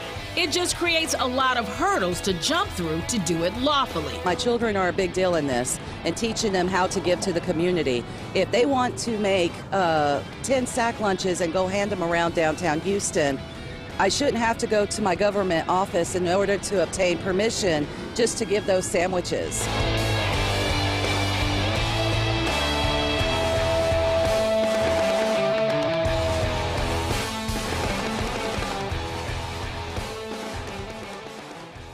Have you suffered property damage and had your insurance claim denied? This is Eric Dick. I think it's important that you know your rights. Hurricane Harvey may have been the most costly storm in history, and if your home was damaged and your insurance company did you wrong, well, you have the right to hire an attorney and sue them. You have the right to call me for a free consultation at 833-3-HARVEY, 833-3-HARVEY. Don't let your insurance company take advantage of you. Know your rights. Call the Dick Law Firm now at 1-833-3-HARVEY. Breaking the law, one meal at a time, feeding the homeless. It is morally wrong to make it a crime to give food. A Houston man who feeds the homeless because of his faith is suing the city, challenging the established charitable feeding ban. The often debated ordinance has banned sharing food in public groups of more than 5 people without city permission since 2012. The city says you can give food to 5 people, not 6. What are you supposed to tell the 6th person? I met my quota today? The city wants to dismiss Philip Paul Bryant's lawsuit. That's a crime? What does this world come to? It's a sad day whenever trying to prevent a fellow human from starving is a crime. The city says the ordinance aims to curb trespassing and littering, both of which were already prohibited in the municipal code prior to the passing of the ordinance. While some Houstonians are in support of the lawsuit, I really hope he wins his case, and I really hope they lift those sanctions so we can be able to give more to the needy. So if you're willing to help more than 5 homeless people, you should be able to do that. Some even challenge the city's support of their citizens. The city isn't going to take care of their homeless people. That's their people. Somebody got to take care of them. So why can't we take care of them? A question Houstonians will continue to ask as long as the ban remains.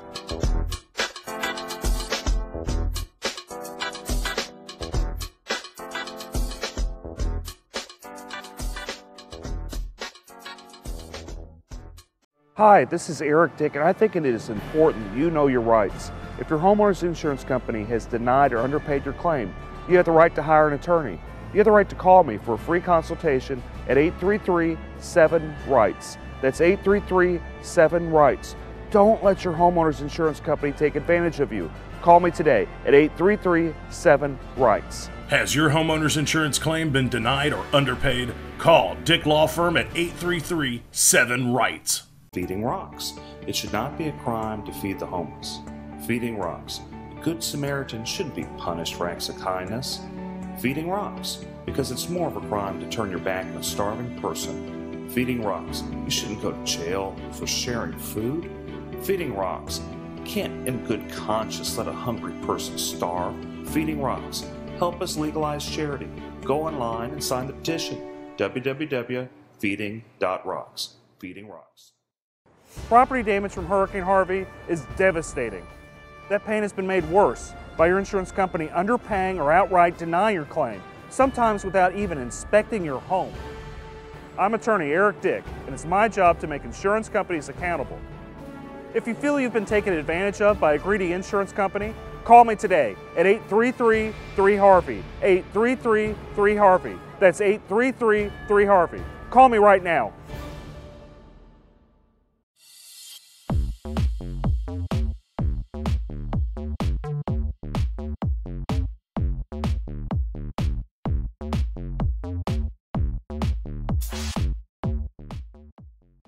We're about to go live. About 7 minutes. We've got a bunch of great guests, a bunch of great topics. You can message me. If you guys message me, I'll respond. Oh. Let's see. My handle is at Dick Law Firm on most Twitter, Instagram.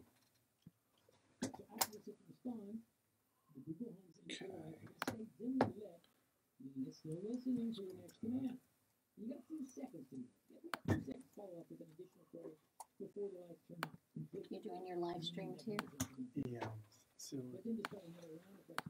Does he have Wi-Fi or no? There is Wi-Fi here. It's iHeartMedia. I don't remember the password. I'm gonna have to find it. yes, yeah, iHeartRadio guest. Yeah. Radio guest. We're jumping.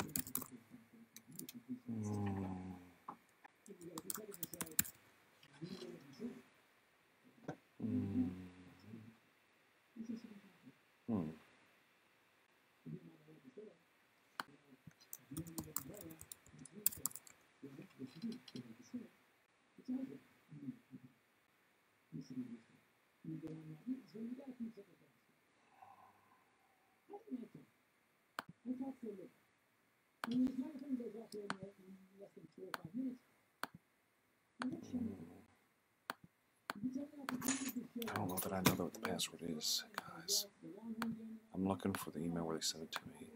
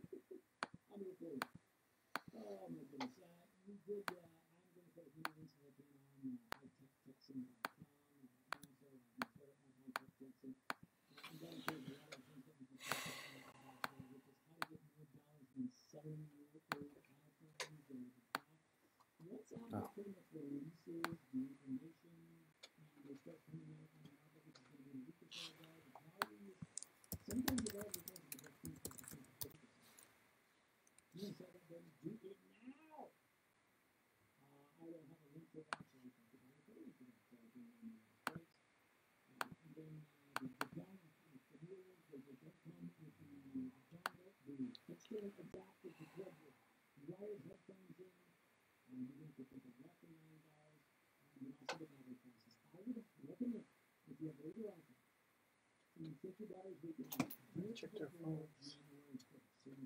Good, I checked their phones already. I put one on vibrate. Yeah, mine's on vibrate. Probably better put in your pockets. Yeah, I watched the debate last night. I saw clips of it. That's it. Yeah, pretty much. We have kids, so we're like, we have triplets. You So, have triplets? Yeah. so we basically pass out Pretty much. It's work, take care of the kids, and sleep. Yeah. When you When can. they go to bed, we clean, do all this stuff, and then pass out. 2.5. Or at least I wait till they go to bed first. So. Before we pass out, that's a good thing. Well, we do CPS work, so It's we kind of know a necessary requirement. it's kind of a necessary requirement. Wow.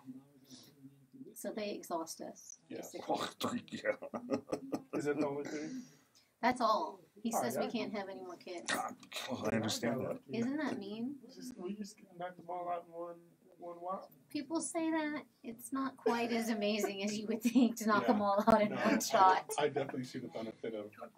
Any triplet parent you speak to will tell you, we love our kids. We wouldn't have chosen to have triplets. Correct. That's like Octomom type thing, Right. thinking. Yeah, we're more of the, we're happy we had 3 kids, yay. But Are they all girls, all boys? all girls. I I mean, cried. you gotta get your boy, man. Nope. I cried. As I told them, no one's gonna love me. I said they're gonna love Daddy. Mommy will do everything, and Daddy will get the love. 3 girls? 3 girls. Oh, did you find a Wi-Fi password or no? I didn't. I couldn't find it. I looked. I didn't see it. Do you think your engineer knows it? You're gonna have to ask her. We're about to start though. Okay. We're gonna be able to talk about CPS a little bit as well. Well, he does some CPS and I do, but I'm not talking. So. Okay. Let me record at least, and then I can give my perspective. It's already on. Every Sunday from 5 to 6 p.m. right here, KPRC 950 AM. Hi, I'm Justin Galvin, retired athlete from the local ball team, so I know a thing or two about insuring a landscaping business. I trust the pros, commercial auto and business insurance through Progressive. Get customized insurance solutions at a Grand Slam home run for you. Restroom. I'm running. To the left.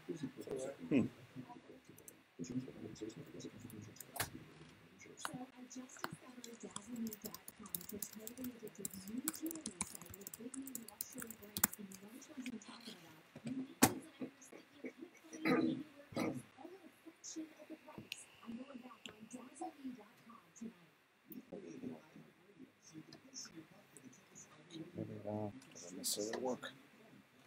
Ah. Okay.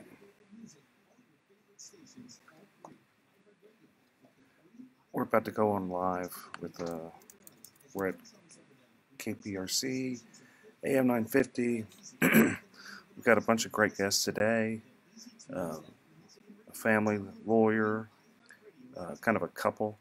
Philip O'Brien here is co-hosting, helping me out. He's wingmanning it. We're going to be going on pretty soon, so tune in. If you guys have any questions, post it on. I'm watching on Facebook. It's live on a number.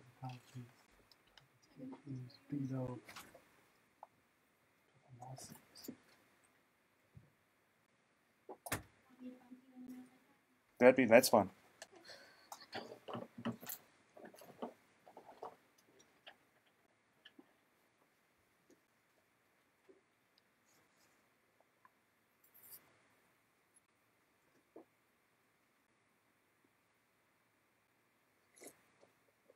Oh, maybe I should put on my headphones. There's some here. Let's see. Oh, wait. Yeah, it goes silent for a little bit before. If I remember right, I always get spooked with this. It goes silent for a little bit, then it'll play its music. And we get going. Okay. Here. I was like, what is he doing?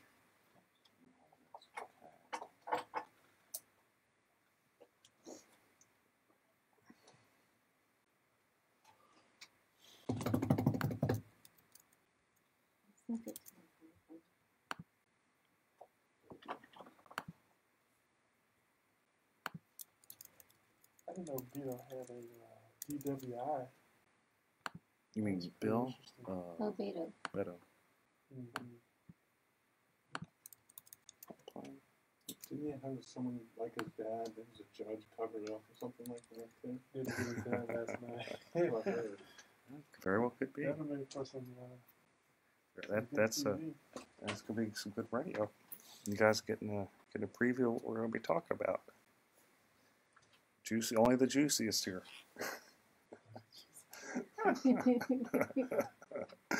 Okay. Am I gonna be able to hear? We have a studio. There's gonna be a studio monitor that'll play that like we were hearing before. It'll play. Oh, in the background. In the background, yeah. Okay. If there's a good family law question, can she answer or is that?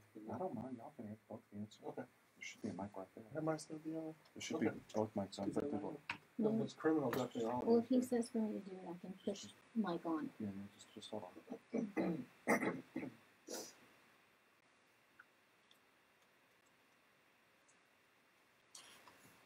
I know it's quiet. Okay.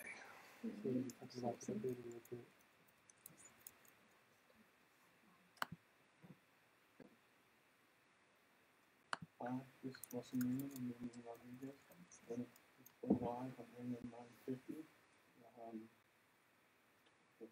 Can you take some questions, give some answers, and we're on the Eric Dick Show.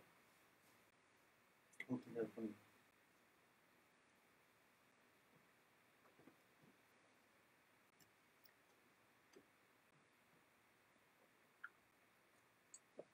Okay, I know it's a little quiet. I know. That's okay. Just getting ready. It's the calm before the storm, folks. The calm before the storm.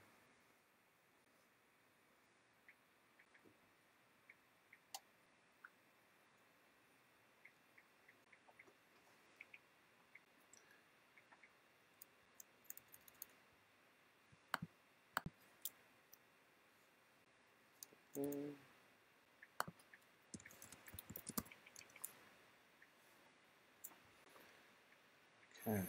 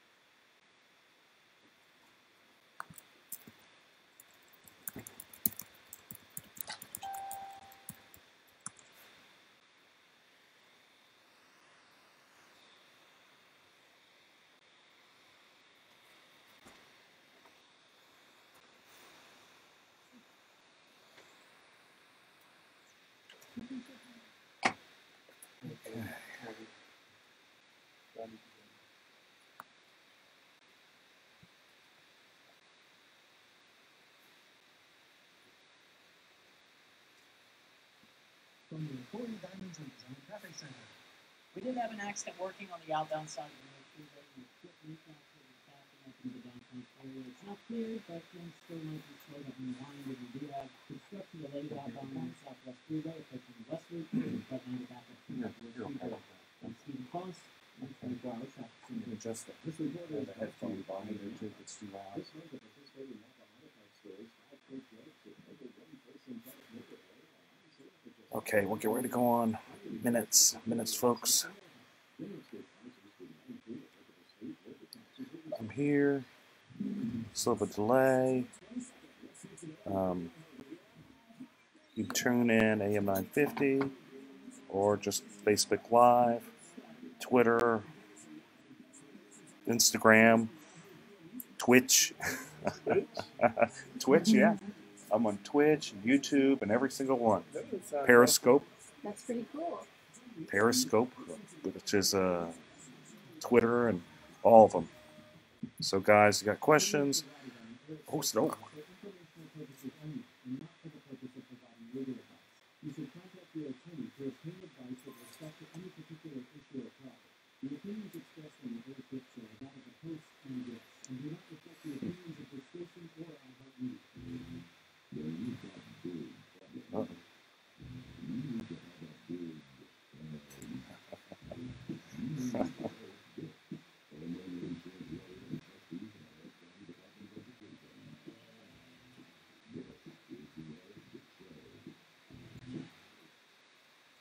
Whoa, I'm back again, back for more. Oh boy, and I've got a number of great guests today. We got a lot to talk about.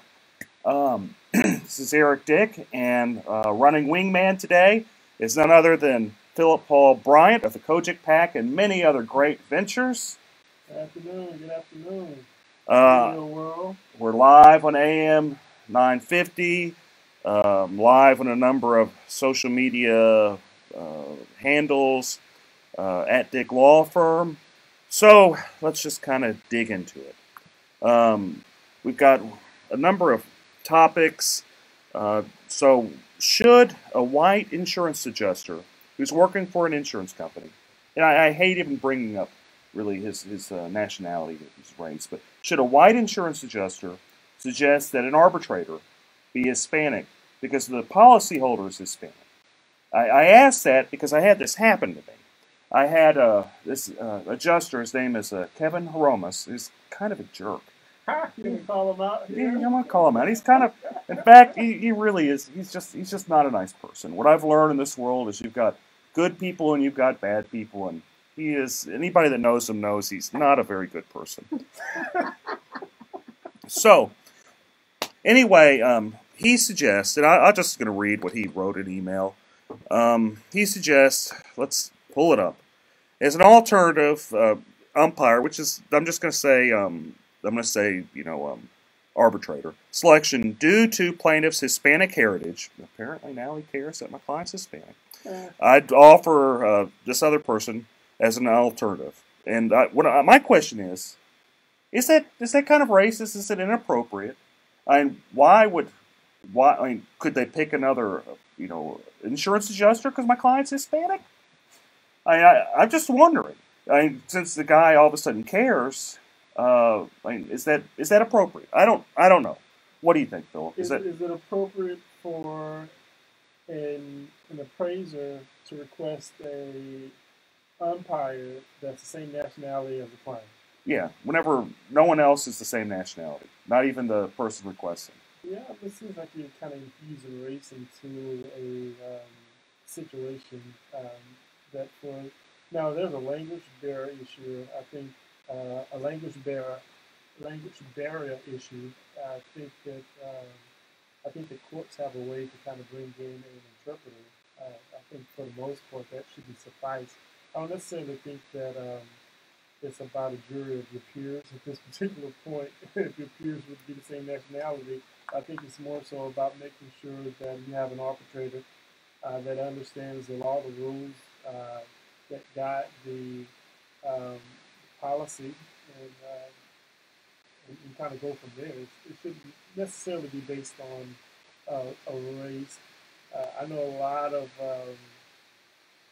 people may feel a little bit more comfortable, perhaps.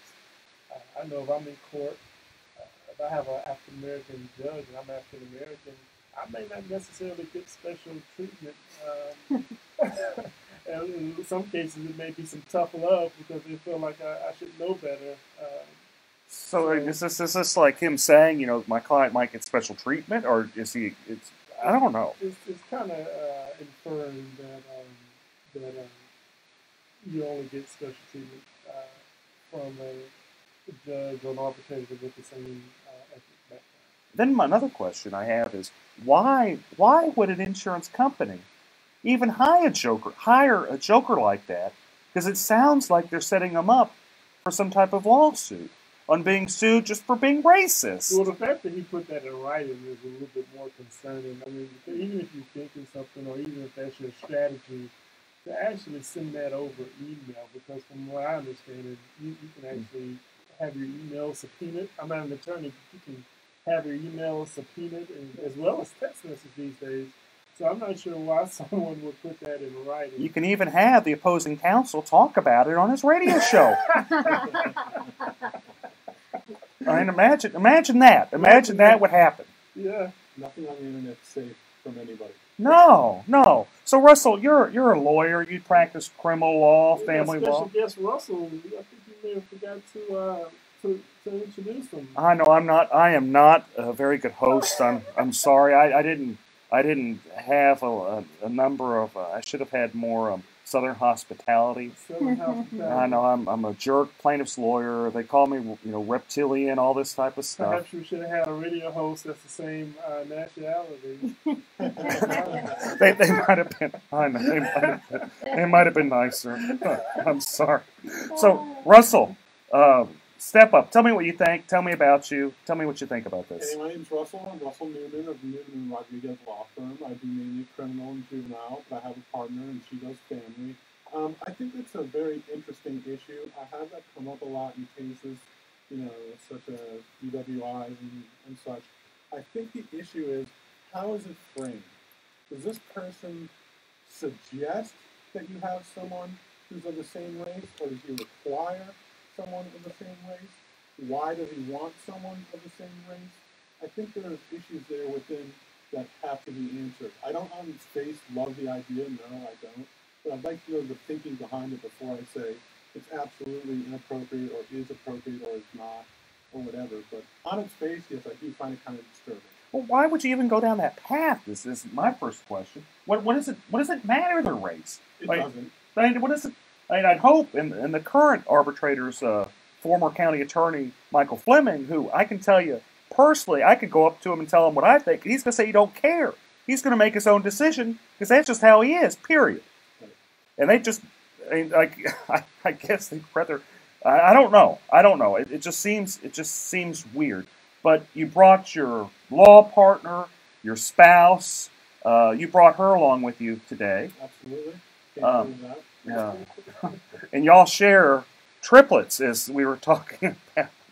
They are 2.5 years old. I love them to death, and they are hastening my death at the same time too, probably. Well, that's you don't really. These are your first. First and only. 3 at a You time. guys are just warming up, man.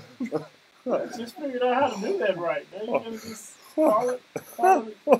If they're great or if they're screwed up, I've done my damage. I mean, having 3 at a time, that is a lot. What we were talking about. You're afraid they'll have another 3 at a time and end up with 6. Yeah. She may never be touched again. I sometimes joke with my spouse that having children is the best form of birth control. No, having 3 kids is the best form of birth control. That's very true. Oh, okay. Okay. We're going to take a little bit of a break. Talk more with Russell and Philip O'Brien about some other great topics. Thanks, guys. We'll be back.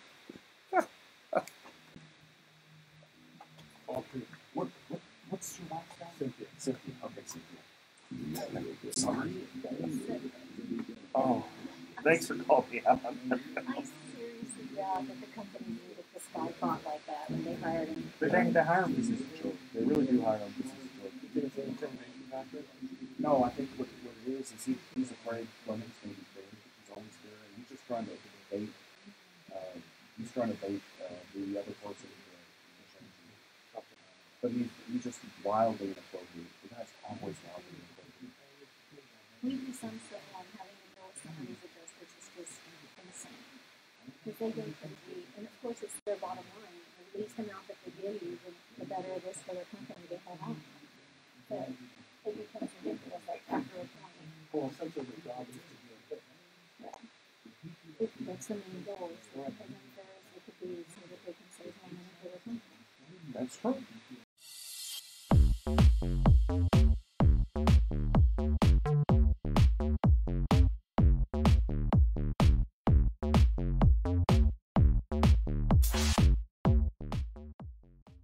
That's true. If they were fair, I'd probably be out of business.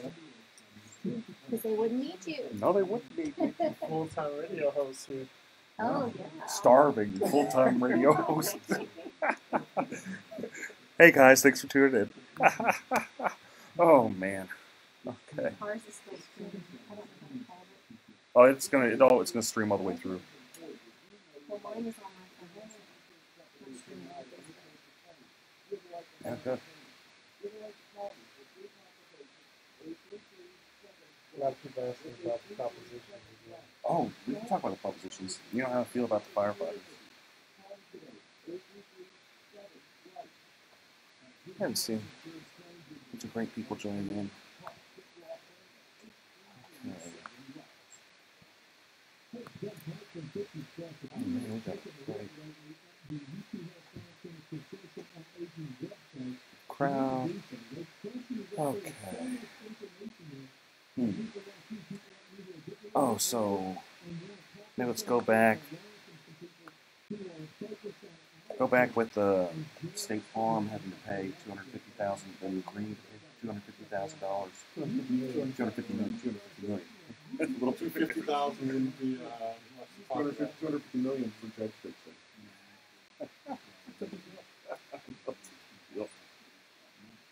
Oh, in a time like that, you know, we're pushing laws that favor insurance, that favor people. And then Republicans wonder why, you know, Ted Cruz is having such a hard time. Why it's a competitive race. They seem surprised, seem shocked.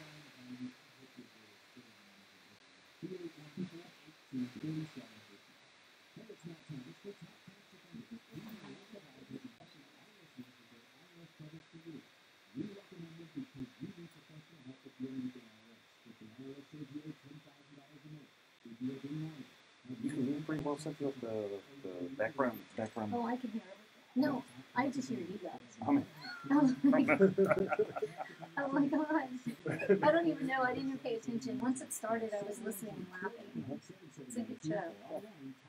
Feel free to jump in. We talk smack for a little bit. Oh, I was laughing. I'm still, to be fair, I have two kids, a 5-year-old and a 2-year-old. I can just imagine having three-year-olds, three-year-olds. Two and a half. So they're doing the Trouble Twos right now? Oh, yes. Dick, on my little show we got here with Philip Paul Bryant running shotgun. We've got a great law couple, Russell and Cynthia. $250 million. And the allegations were that they fixed the judge. When I say fix the judge, there's an underlining case, and they got that judge kicked out to get another judge that they pretty much paid for to kick out a meritorious case, and they got sued over that and settled it for $250 million. Yeah, this was Illinois. You know how they do Chicago politics style, right? I think it was the state Supreme Court. From what I saw, it was a state Supreme Court case. A judge was originally, I guess he was an appellate judge in the circuit court for a little bit, and then I guess when the seat came open, they threw looks like it was about $5 or $6 million behind this campaign. $5 or $6 million with the M. Bigger question is, can we get some of these State Farm PACs to donate to some of our judges? Just kidding. How about donating to us? Well, I think okay. So let's break this down a little bit, because this could go a lot of different ways. So you've got an insurance company, the biggest one in the nation. People wonder why I jump up and down and say, don't get State Farm, it's the worst one. All my newsletters, #1, say State Farm, they're vindictive, they're going to find any way to take advantage of you. I love their commercials, though, man. I mean, have you seen their commercials? It's good stuff. It is good stuff. You put your heels together and then say, and they're there when they need the money, but whenever it's time to pay the claim, apparently they aren't. They say, too bad, so sad, call your dad, go sue us. And if you get a good judge, then they're going to pay $5 million to kick out that judge to get someone else. It seems like, it looks like there was an original case that I guess the plaintiffs won about $8 billion. And so the case was already won, and it looks like they went back, got this judge on the bench, and allowed this judge to then go back and undo the case. Well, of course.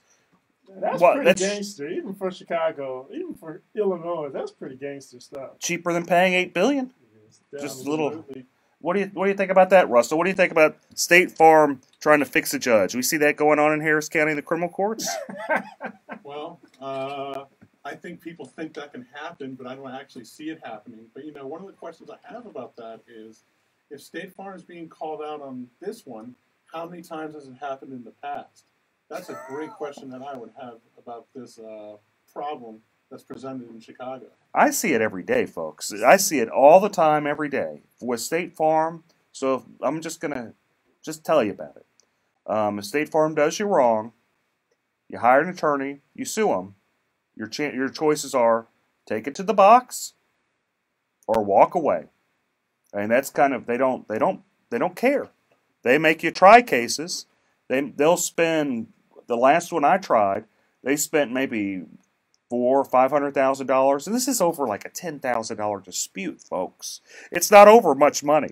It's over $10,000. They didn't pay the guy to replace his roof after there was storm damage that happened up in the Dallas area. He was upset. He's like, I've been paying into State Farm for all this time, and I figure the least they do. I've been paying them, $3,000, $4,000, $5,000 a year. At least they do is, pay to fix my roof. But no. They made him take it to the box. 3 years later, we had a trial. So, it happens all the time. What their strategy is to just blow you out of the water. If they'll depose every single person. If you have an attorney proving up attorney fees, they'll depose you. So, y'all do, Cynthia, you do family law, right? Doing family law, I just have, you prove up attorney fees all the time. Either the husband will say, you made me do this stuff as a portion of equity since we're married, pay for my attorney fees. Or the wife, or there'll be a child support little fight.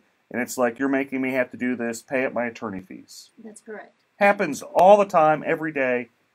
Every day, somebody wants to find out, make sure that it's an equitable amount of attorney fees that are being paid on both sides. And there's some situations where you're entitled to the attorney fees. So if you file a motion for enforcement and you're successful, and when I say enforcement, that means, let's say your baby mama, to use the phrase, is not allowing you to see your kids according to an order. Well, judges don't like that, especially here in Harris County. We've got some really great family law judges on the bench right now. We do. And you're entitled to your attorney's fees if that judge feels that there was a violation of that order. So in those cases, how many of those cases have you seen? Just a guess. How many have you done in your life of those type of cases? I can't even count it. Like thousands, tens of thousands? I wouldn't say thousands. I'm not that old. But you'd say hundreds, like I would say probably about 100 at this point. Right, and then each week you've seen it 2, 3, 4 times, right? Yes, at least each week, 2, 3, just depending on our schedules. How many times has the opposing counsel thought it'd be a good idea to depose someone over the attorney fees? Absolutely none. In fact, we barely question each other most of the time if they're fairly reasonable. On your hourly rate. At this point, isn't it? That's correct. Right. It's accepted practice on this point, especially on those types of cases. Now, what shocks me, get this, every single time I take a State Farm case to the box, they spend 3, 4, and this is nice, 3, 4, 8 hours deposing me over attorney fees. 8 hours. We call that being a bully. They're trying to intimidate, and they're trying to make a point. And they're using you as part of it, obviously, because if one attorney says it's not worth it, then maybe the next person won't take a State Farm case. It's a deterrent on their part. Correct. They know that if they start doing it across the way, because obviously you have friends that are plaintiffs' attorneys, just like we have friends that are family law attorneys and criminal law attorneys, and so we talk. And there's certain cases in certain courts, which I won't say, that I may charge a little bit more because I know it may be a little more difficult to deal with. And I'm sure you and your friends discuss State Farm ad nauseum. Well, the good news is there's just not many people that take first-party insurance claims, especially with the current laws in place that are exceptionally favorable to insurance companies. You had a 542A that happened, over the last legislative session, where you had Texans for Lawsuit Reform basically bribing people to push that law in place.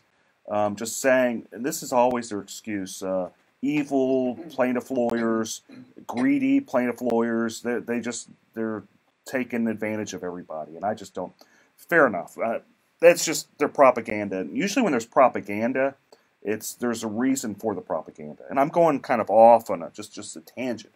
But since we're going off in this tangent, let's run with it a little bit. Another thing I want to talk about. What makes me upset about the State Farm case is my main man Eric Dick wasn't the attorney. Who sued him for that man, how much? What's the attorney fees on that? What's the Mexican restaurant we go to? Oh, El Tiempo. Man, think about how many times we could have went to El Tiempo. Lifetime supply. He could have bought an El Tiempo. He could have bought an El in your Tiempo. backyard, just a pool. Save ourselves some time. Fajitas and margaritas for everyone. No, we just get the little. We're just gonna be getting the little meals. We're ordering off the lunch plate, Philip. We aren't buying no restaurants. There's the kids menu too. There's the kids menu. Yeah. You especially at the kids menu with 3 kids. You can bring the girls; they'll only eat one of them. Okay, so we're going to take a quick break. We're going to be back. We're going to talk about TWIA, Texas windstorm. We're going to talk about the courthouse state of affairs with family and criminal courthouses. And, of course, we're going to talk about the debate last night with Beto and Ted Cruz. Stay with us. Thanks, folks. See you soon. I turned the microphone off. I think I did. I hit off.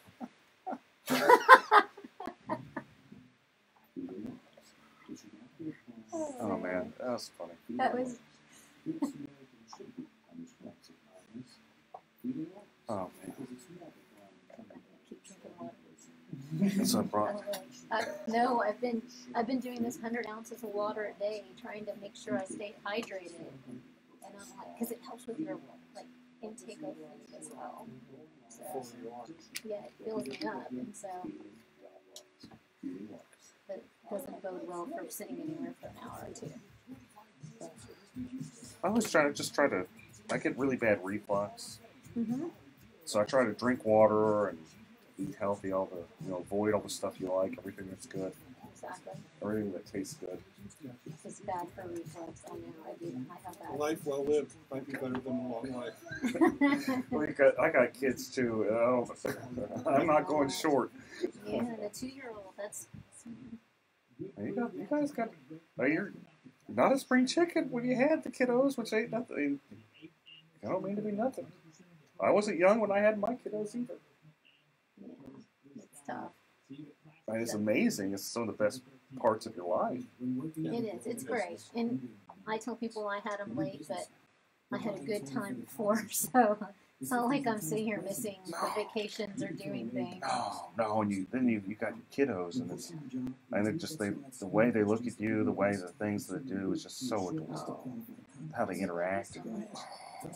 They're happy just to sit on you and watch TV They for like a short period. they will manipulate you the rest of your life. They try. They try. Very much the Hispanic mama, so. And people laugh at me, but I'm like, you take my kids in public, they eat out once or twice a week, and we don't have issues. Nothing's wrong with that. I sit there. I may not eat, but it's just to train them as they get older so they know how to behave when you're in public, because we eat out probably 2 or 3 times a week with them. And then ourselves forget it, we eat. Nothing's wrong with that. And you're in the swamp. You're chugging along. You got like doing family law and criminal law. That's tough. That's we tough didn't even work. slow down. We had them in the NICU for 6 weeks. They were home for 2 weeks when we tried a sexual assault case in Galveston. So we were leaving them at 7 with the nanny and getting back at 7 and then taking care of them, and they weren't sleeping through the nights. So we were living on an hour and a half to 2 hours of sleep a night while we tried the sexual assault case. It was crazy. I think about it now, and I can't even believe we survived. It's awesome. It's just awesome in itself, and that y'all are able to push a successful law firm and you got 3 kiddos, like young kiddos, and just doing it. I mean, you aren't sleeping, but you're doing it. Well, we have a lot of, we have extended family. My family, I come from a very big family, and so they help out quite a bit. And then, like today, I was lucky my secretary's daughter had early childhood development as her major, so she's in student teaching and not making money. So she's happy to come over on Saturdays and take care of the kids for us for a few hours for not that much. And I mean, otherwise I would be coming here. You know, our family wants to do things with their families too. No. My mom's playing with my kids now too. I mean, we're lucky. A lot of people don't have extended family to help, so I'm very, very blessed. Getting close. So just push on, right? You all tell me when, and I'll do on. All right, folks, we're back. I've got a bunch of great people here. Philip Paul Bryant, Here. Russell, and Cynthia Newman. Hello. Great family and criminal law here in Houston. And let's talk about Texas windstorm, whether it's worth it, whether we should get rid of it. Let's kind of go a little background. Texas Windstorm is the insurance company of last resort along the coast. Laws changed maybe in 2000, let's say 5, making it pretty difficult to get Texas Windstorm to actually pay a claim. You have a lot of articles happening, a lot of people suing, saying that Texas Windstorm, they sent out an initial adjuster saying that the damage was like $80,000. Then that was too much, and they had to send out like a new adjuster to come back and just knock the number down to like $10,000, $15,000. My question is this: should we even have Texas Windstorm? Why are we paying the money on this? If they're ripping people off, why do we even have it?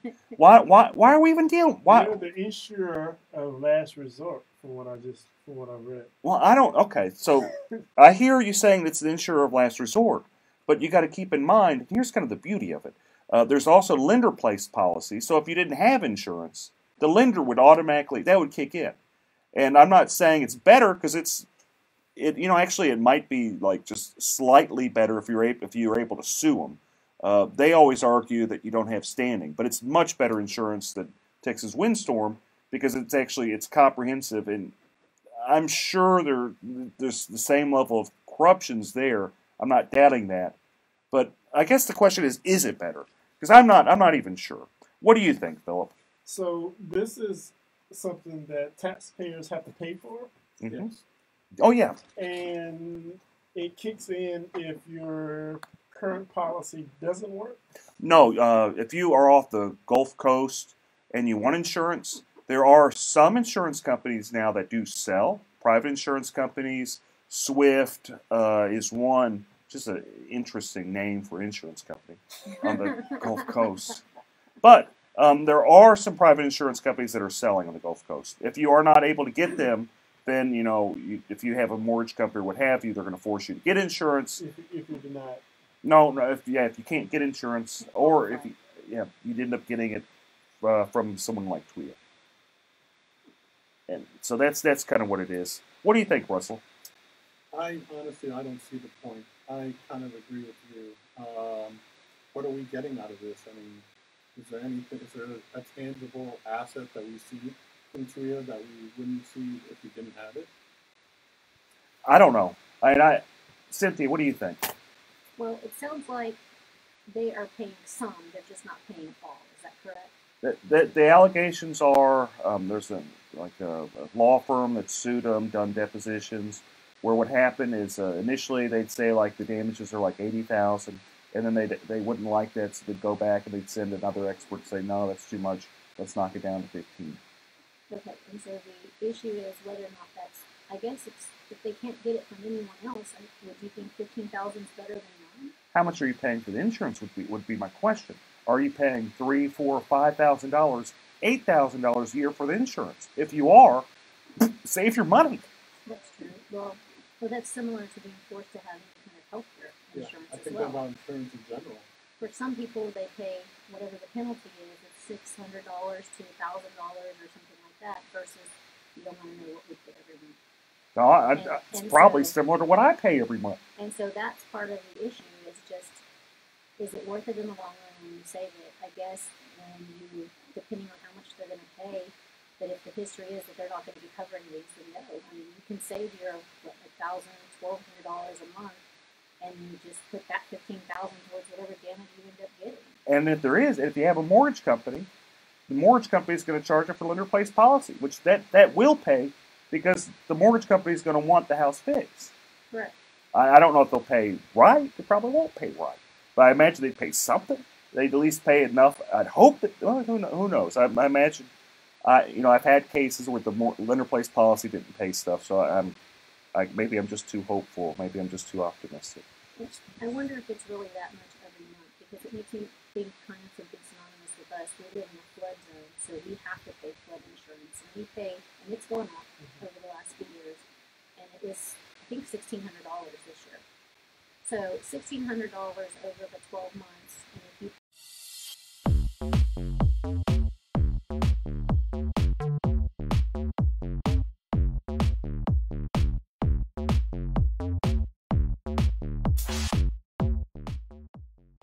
pay that for this type of insurance, if you get $15,000 for damage, that may be worth it. So what's fascinating about flood insurance? Sit around and wait for FEMA. That's something. That's a legitimate point. Oh, we're sorry. You'll be waiting around for quite a while. The Red Cross is good for 500, I think. So what's interesting about NFIP, if we're going to go into a little bit, it's a government subsidized program where you have businesses, individuals purchasing insurance that, when I say subsidized, in theory, they're supposed to pay out more than they collect, and they probably do. I don't doubt it. But having said all that, what my issue with NFIP is, I don't understand why they offer it to the business community, to school districts, to stuff like that. Whenever you can actually buy insurance on the private market, flood insurance, and it's not that much more. So that's kind of another. I kind of wonder about that. And I'm going on a side note. Russell, tell me the state of affairs in the criminal courthouses in Harris County. Well, it's a pretty big cluster. It's a big problem. I think in what's been over a year, they have done nothing to ameliorate the situation. But I think the original criminal courthouse was such a disaster that if they fix that somehow, which I don't see how they can, maybe there may actually be a blessing somehow. But for right now, I'm running from juvenile court to civil court to a small portion of the criminal court, all to cover the same criminal docket. And it pushes back civil cases that, like, you have to try, or family cases that my partner has to try, because criminal cases take precedence because, your freedom's at stake. And so I feel not only do I have to cover so much more ground in the same amount of time, my cases get precedence in the court, and that backs everything up. So I think they really, really need to focus on having each courthouse for each kind of law again. But I think we're moving very slowly and haven't seen any improvement, and it kind of gets me down because I don't know what Harris County is doing to fix the security. Aren't they still using parts of the building? Because I know a family that had a case down there, and it seems like they kind of redirect you automatically when you go to the criminal court. They tell you to go to the civil court, even though they're having some criminal court cases in the criminal court.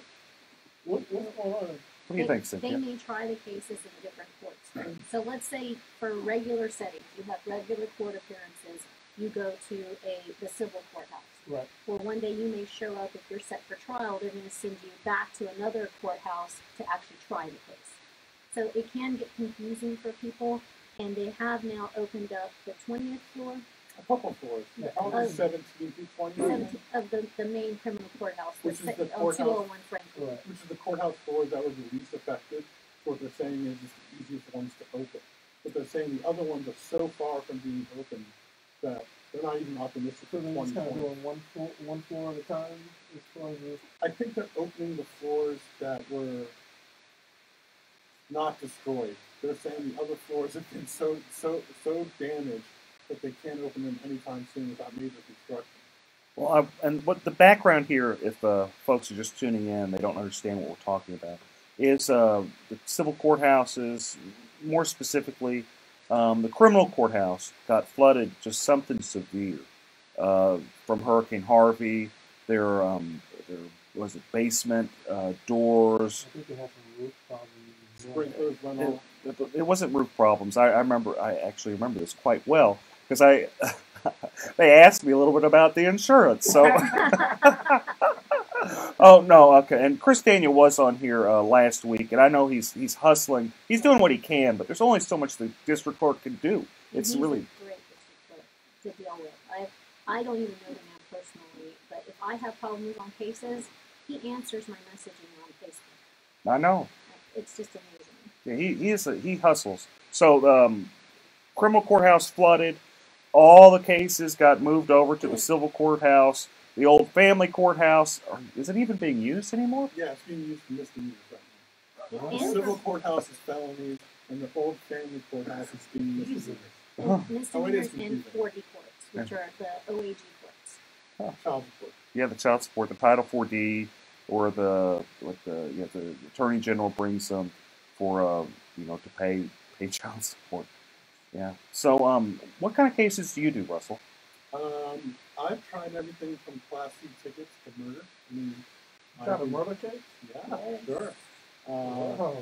DWIs, ag assaults. DWI, you could have represented Vito. Yeah, right. And you know what? If I did, no one would know about it. Well, we'll get into that. That might be a good segue. So if people want to find out about you, Russell, where do they look? Well, you can type in my name in Google, and the first thing that comes up is my website, but officially it's NewmanandRodriguez.com, and it gives us a little dossier about who we are, and we're just fighters. We fight our cases. We don't plead. We rarely work them out, and we come out on top if you hire us. Perfect. Hang out between the courts and watch them run from one court to another. Absolutely.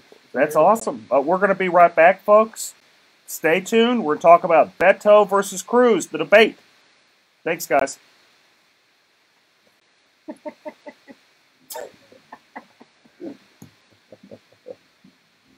Oh, God. She keeps me on track.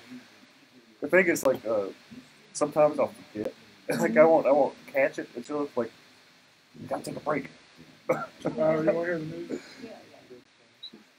Yeah. They say 2020 is optimistic, by the way, to fix any of the points.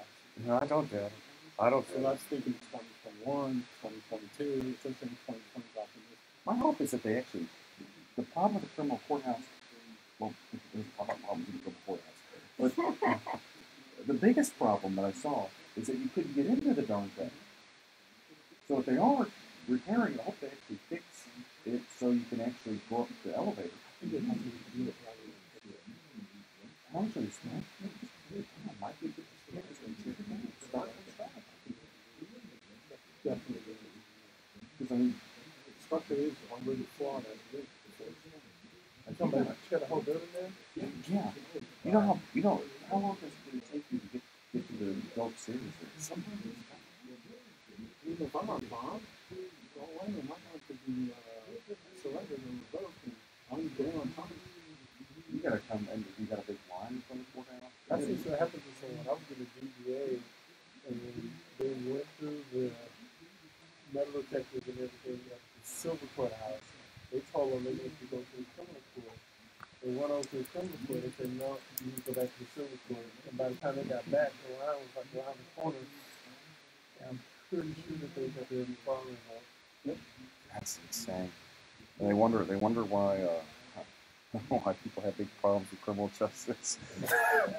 They wonder why people are upset with criminal justice. Yeah, I have to. Hey, you were there on time. They told you to go to the wrong building, and now they revoke your bond and put you back in jail. That's you got to show up to court for 2 hours. They wonder. Huh. Smoking always affected my daily life because I was a closet smoker.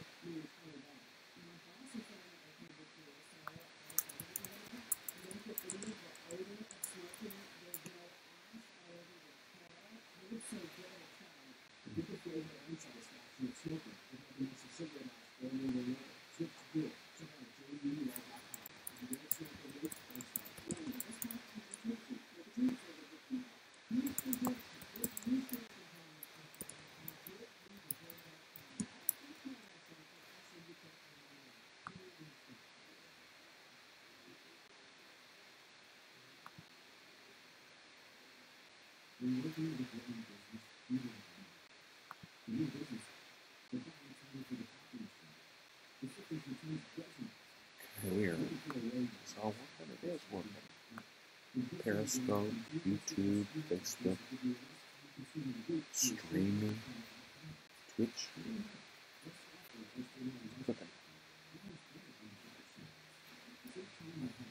How you guys on Instagram doing?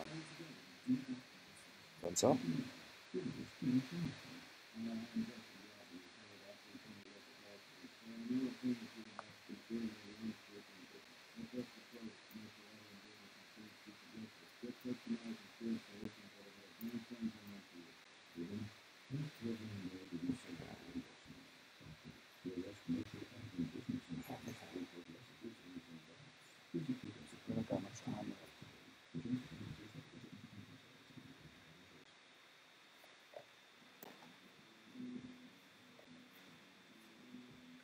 I just can't believe they just let me let me have this show. I think they're just gotten desperate at KPRC.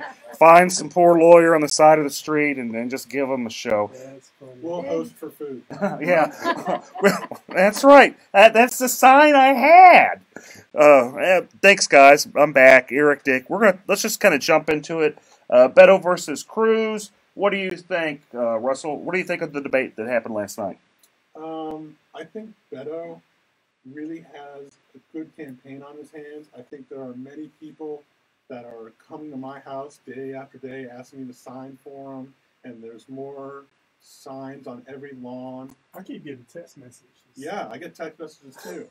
You know, he's really trying, and he has this grassroots campaign, but I don't think he's going to beat Cruz. I don't think he has what it takes. I think he's likable, but I don't think he doesn't have the experience. He doesn't have the experience. He doesn't have the aura about him to be our next senator. Since when did his experience become a requirement to win an election? I guess not. What are you talking about, man? Just in comparing the two, when you Right. look at the two of them, when you're trying to determine which do you feel will win in the long run, it just seems like Cruz seems more together.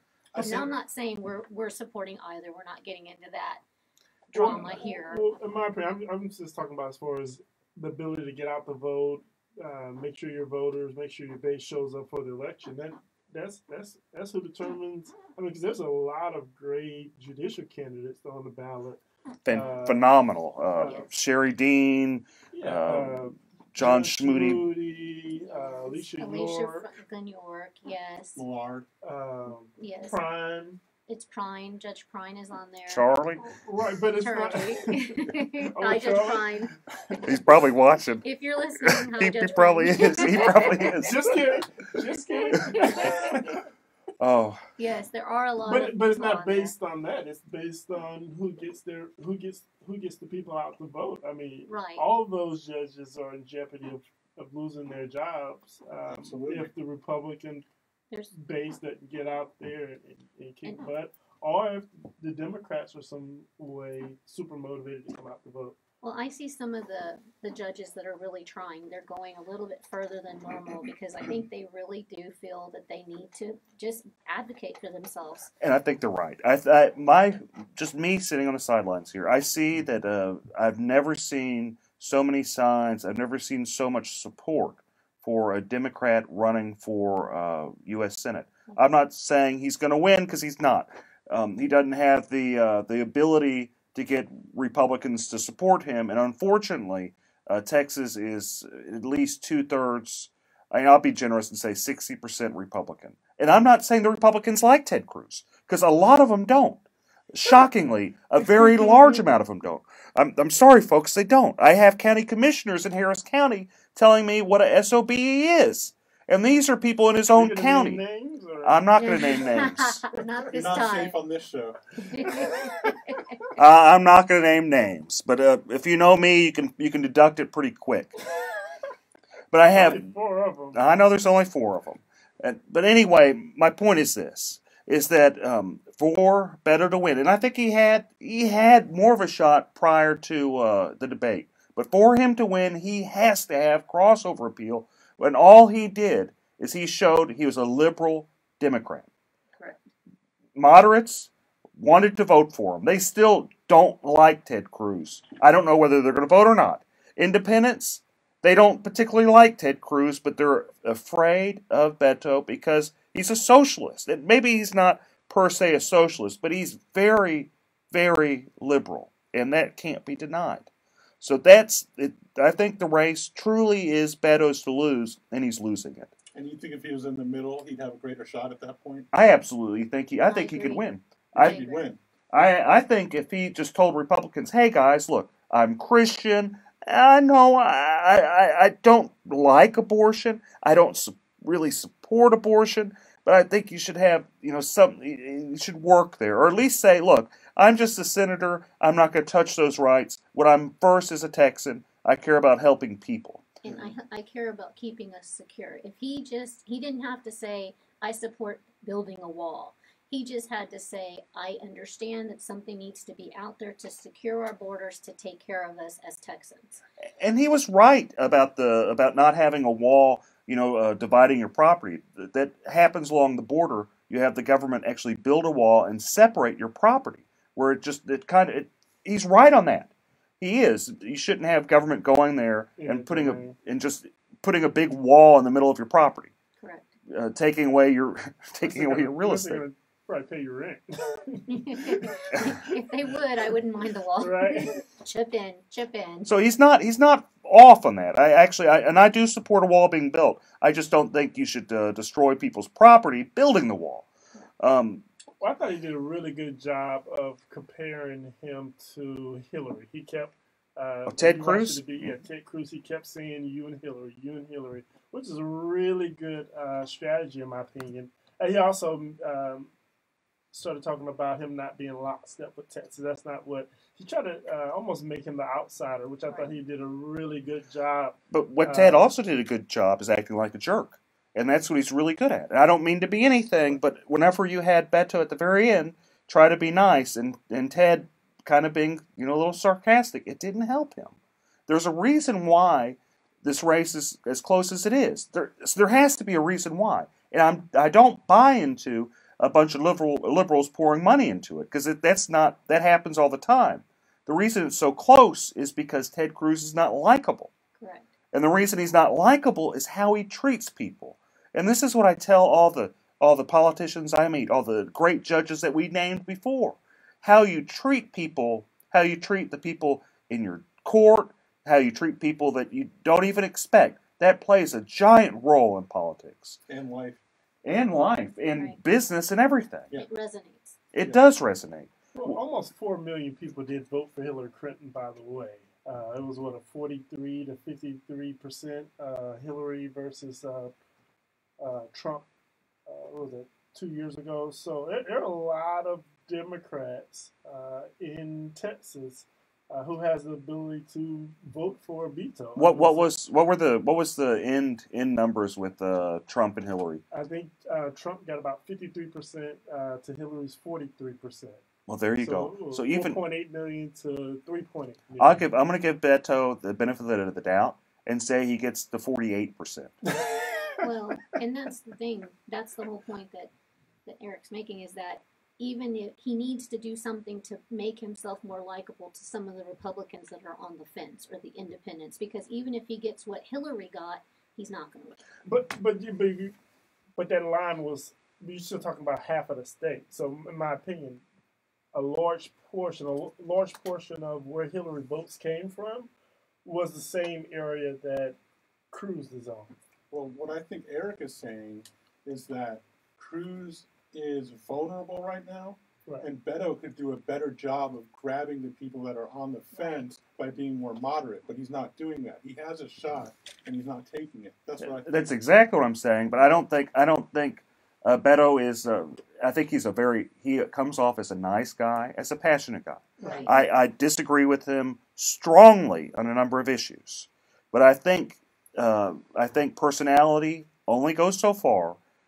Though he has a good personality, he'd have to at least not scare Republicans, even just people that dislike Ted Cruz, to think that even though we dislike Ted Cruz strongly, we might dislike you more. That's basically that's it. Well, you can't underestimate speeches and likability. There was a young black fella a couple years back who won the presidency a couple times. But he didn't win Texas. He won Harris County, and I will note. I'm not saying Beto won't win Harris County. And this is what we'll kind of maybe end on this, is that we have some really, really great people on the Republican side running for office. And there's been, what I've heard is there have been internal polling with the Republican Party. I've even heard that Dan Patrick has some serious apprehension that the Republicans lose Harris County. Right. And if that happens, it's going to be very sad, because people like Sherry Dean, and I've known her a long time, she is a very, very sweet woman. Roy Moore, too. We almost forgot about Judge Farr. Judge Farr is probably one of the most qualified family law judges on the bench. He's amazing, and he's up for re-election, and that's what's going to be difficult, is if people go out there and vote straight party, which I do not advocate. Please don't do that. If you don't know anything about these family law judges, message me on Facebook. I'm happy to discuss it with you. I'm happy to tell you why I support these judges, because they have experience. They do well. They do their job in such a manner that you are proud to work in Harris County. Thank you guys so much for tuning in. I'll see you next week. You guys have a great weekend. Thank you. Thanks. Sorry. That's okay. I talk way too much. Everyone, thanks for tuning in. Hope to hear from you soon. Hope to hear your comments. Thank you. Bye. Thanks a lot, everybody. We appreciate you watching.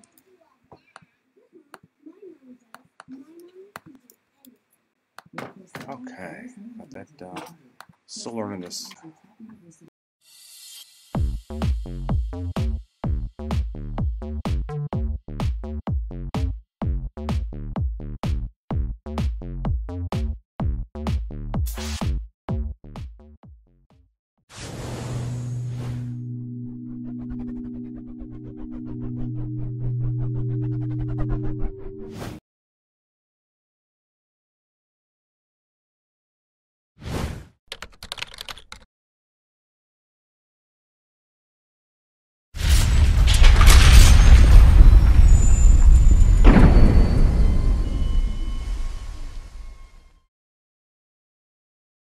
Did you suffer property damage during Hurricane Harvey only to have your insurance claim denied?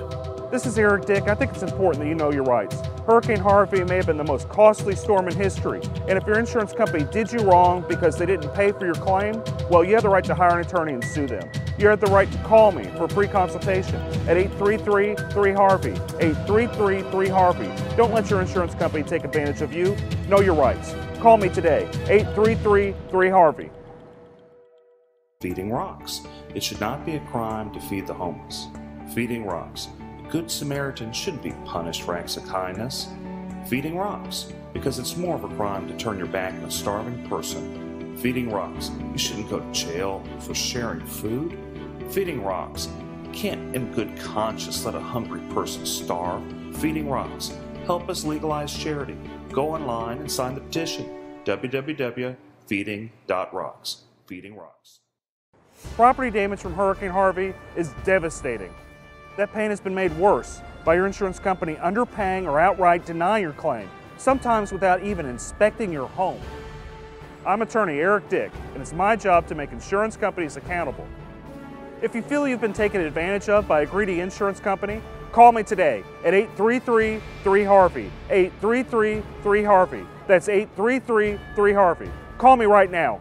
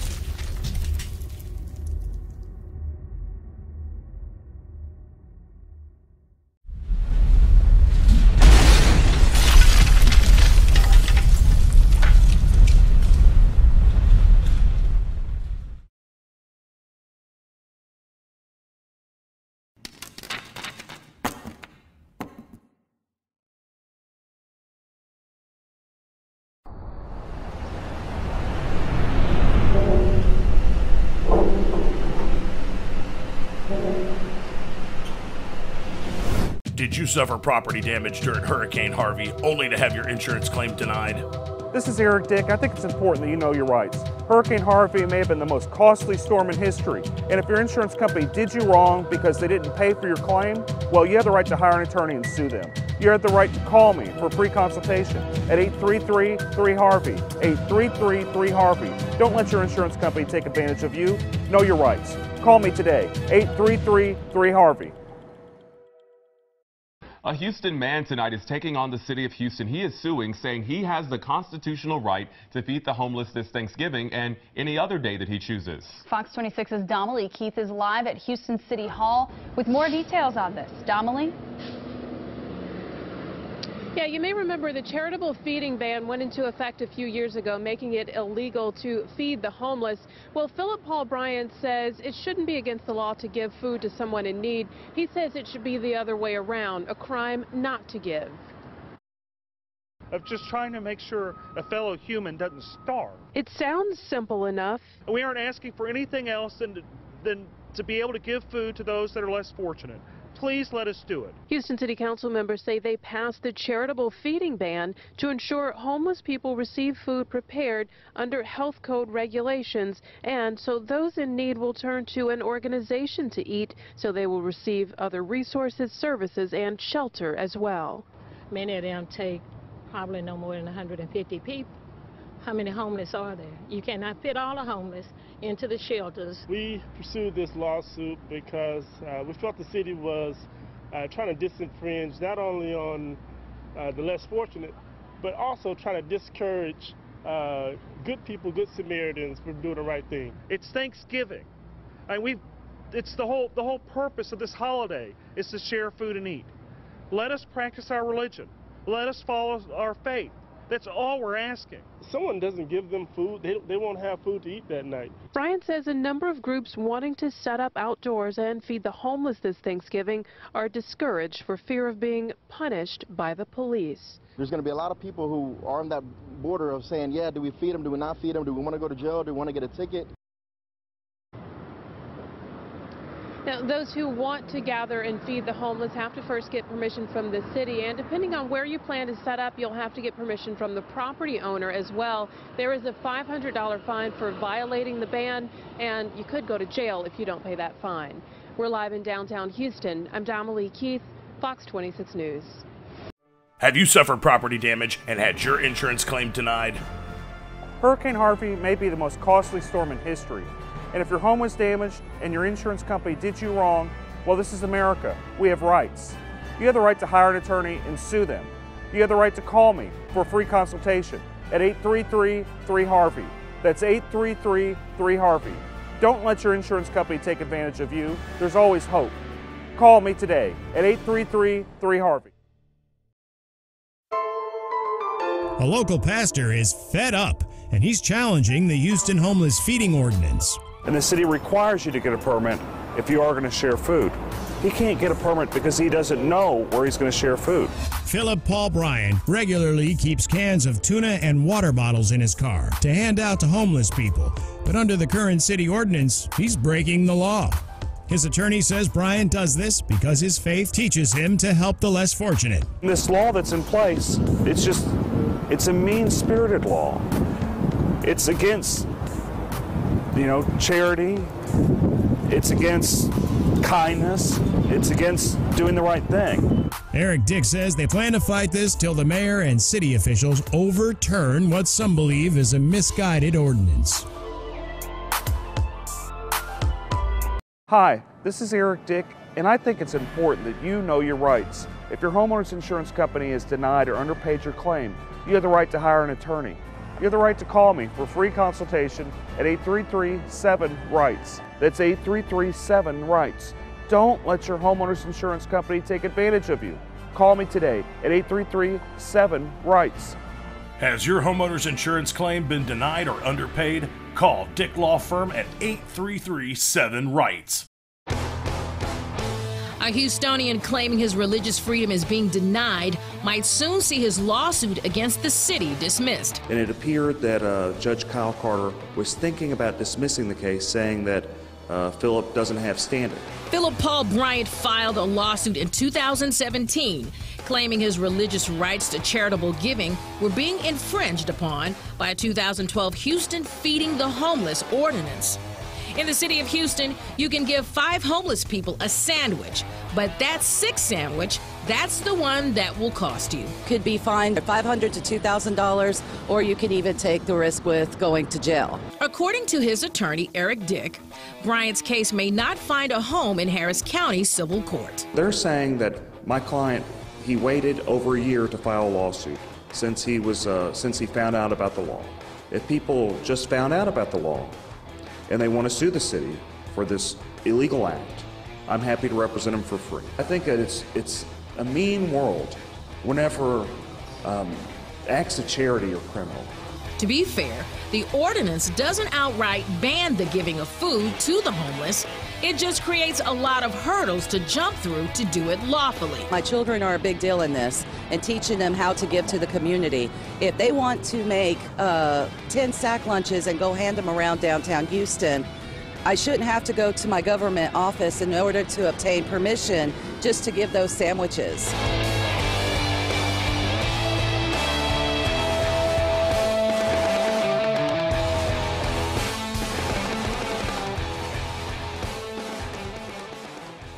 Have you suffered property damage and had your insurance claim denied?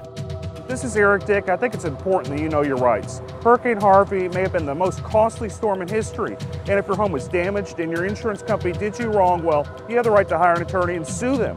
You have the right to call me for a free consultation at 833-3HARVEY, 833-3HARVEY. Don't let your insurance company take advantage of you. Know your rights. Call the Dick Law Firm now at 1-833-3HARVEY. Breaking the law, one meal at a time, feeding the homeless. It is morally wrong to make it a crime to give food. A Houston man who feeds the homeless because of his faith is suing the city, challenging the established charitable feeding ban. The often debated ordinance has banned sharing food in public groups of more than 5 people without city permission since 2012. The city says you can give food to 5 people, not 6. What are you supposed to tell the 6th person? I met my quota today? The city wants to dismiss Philip Paul Bryant's lawsuit. That's a crime? What does this world come to? It's a sad day whenever trying to prevent a fellow human from starving is a crime. The city says the ordinance aims to curb trespassing and littering, both of which were already prohibited in the municipal code prior to the passing of the ordinance. While some Houstonians are in support of the lawsuit, I really hope he wins his case, and I really hope they lift those sanctions so we can be able to give more to the needy. So if you're willing to help more than 5 homeless people, you should be able to do that. Some even challenge the city's support of their citizens. The city isn't going to take care of their homeless people. That's their people. Somebody got to take care of them. So why can't we take care of them? A question Houstonians will continue to ask as long as the ban remains.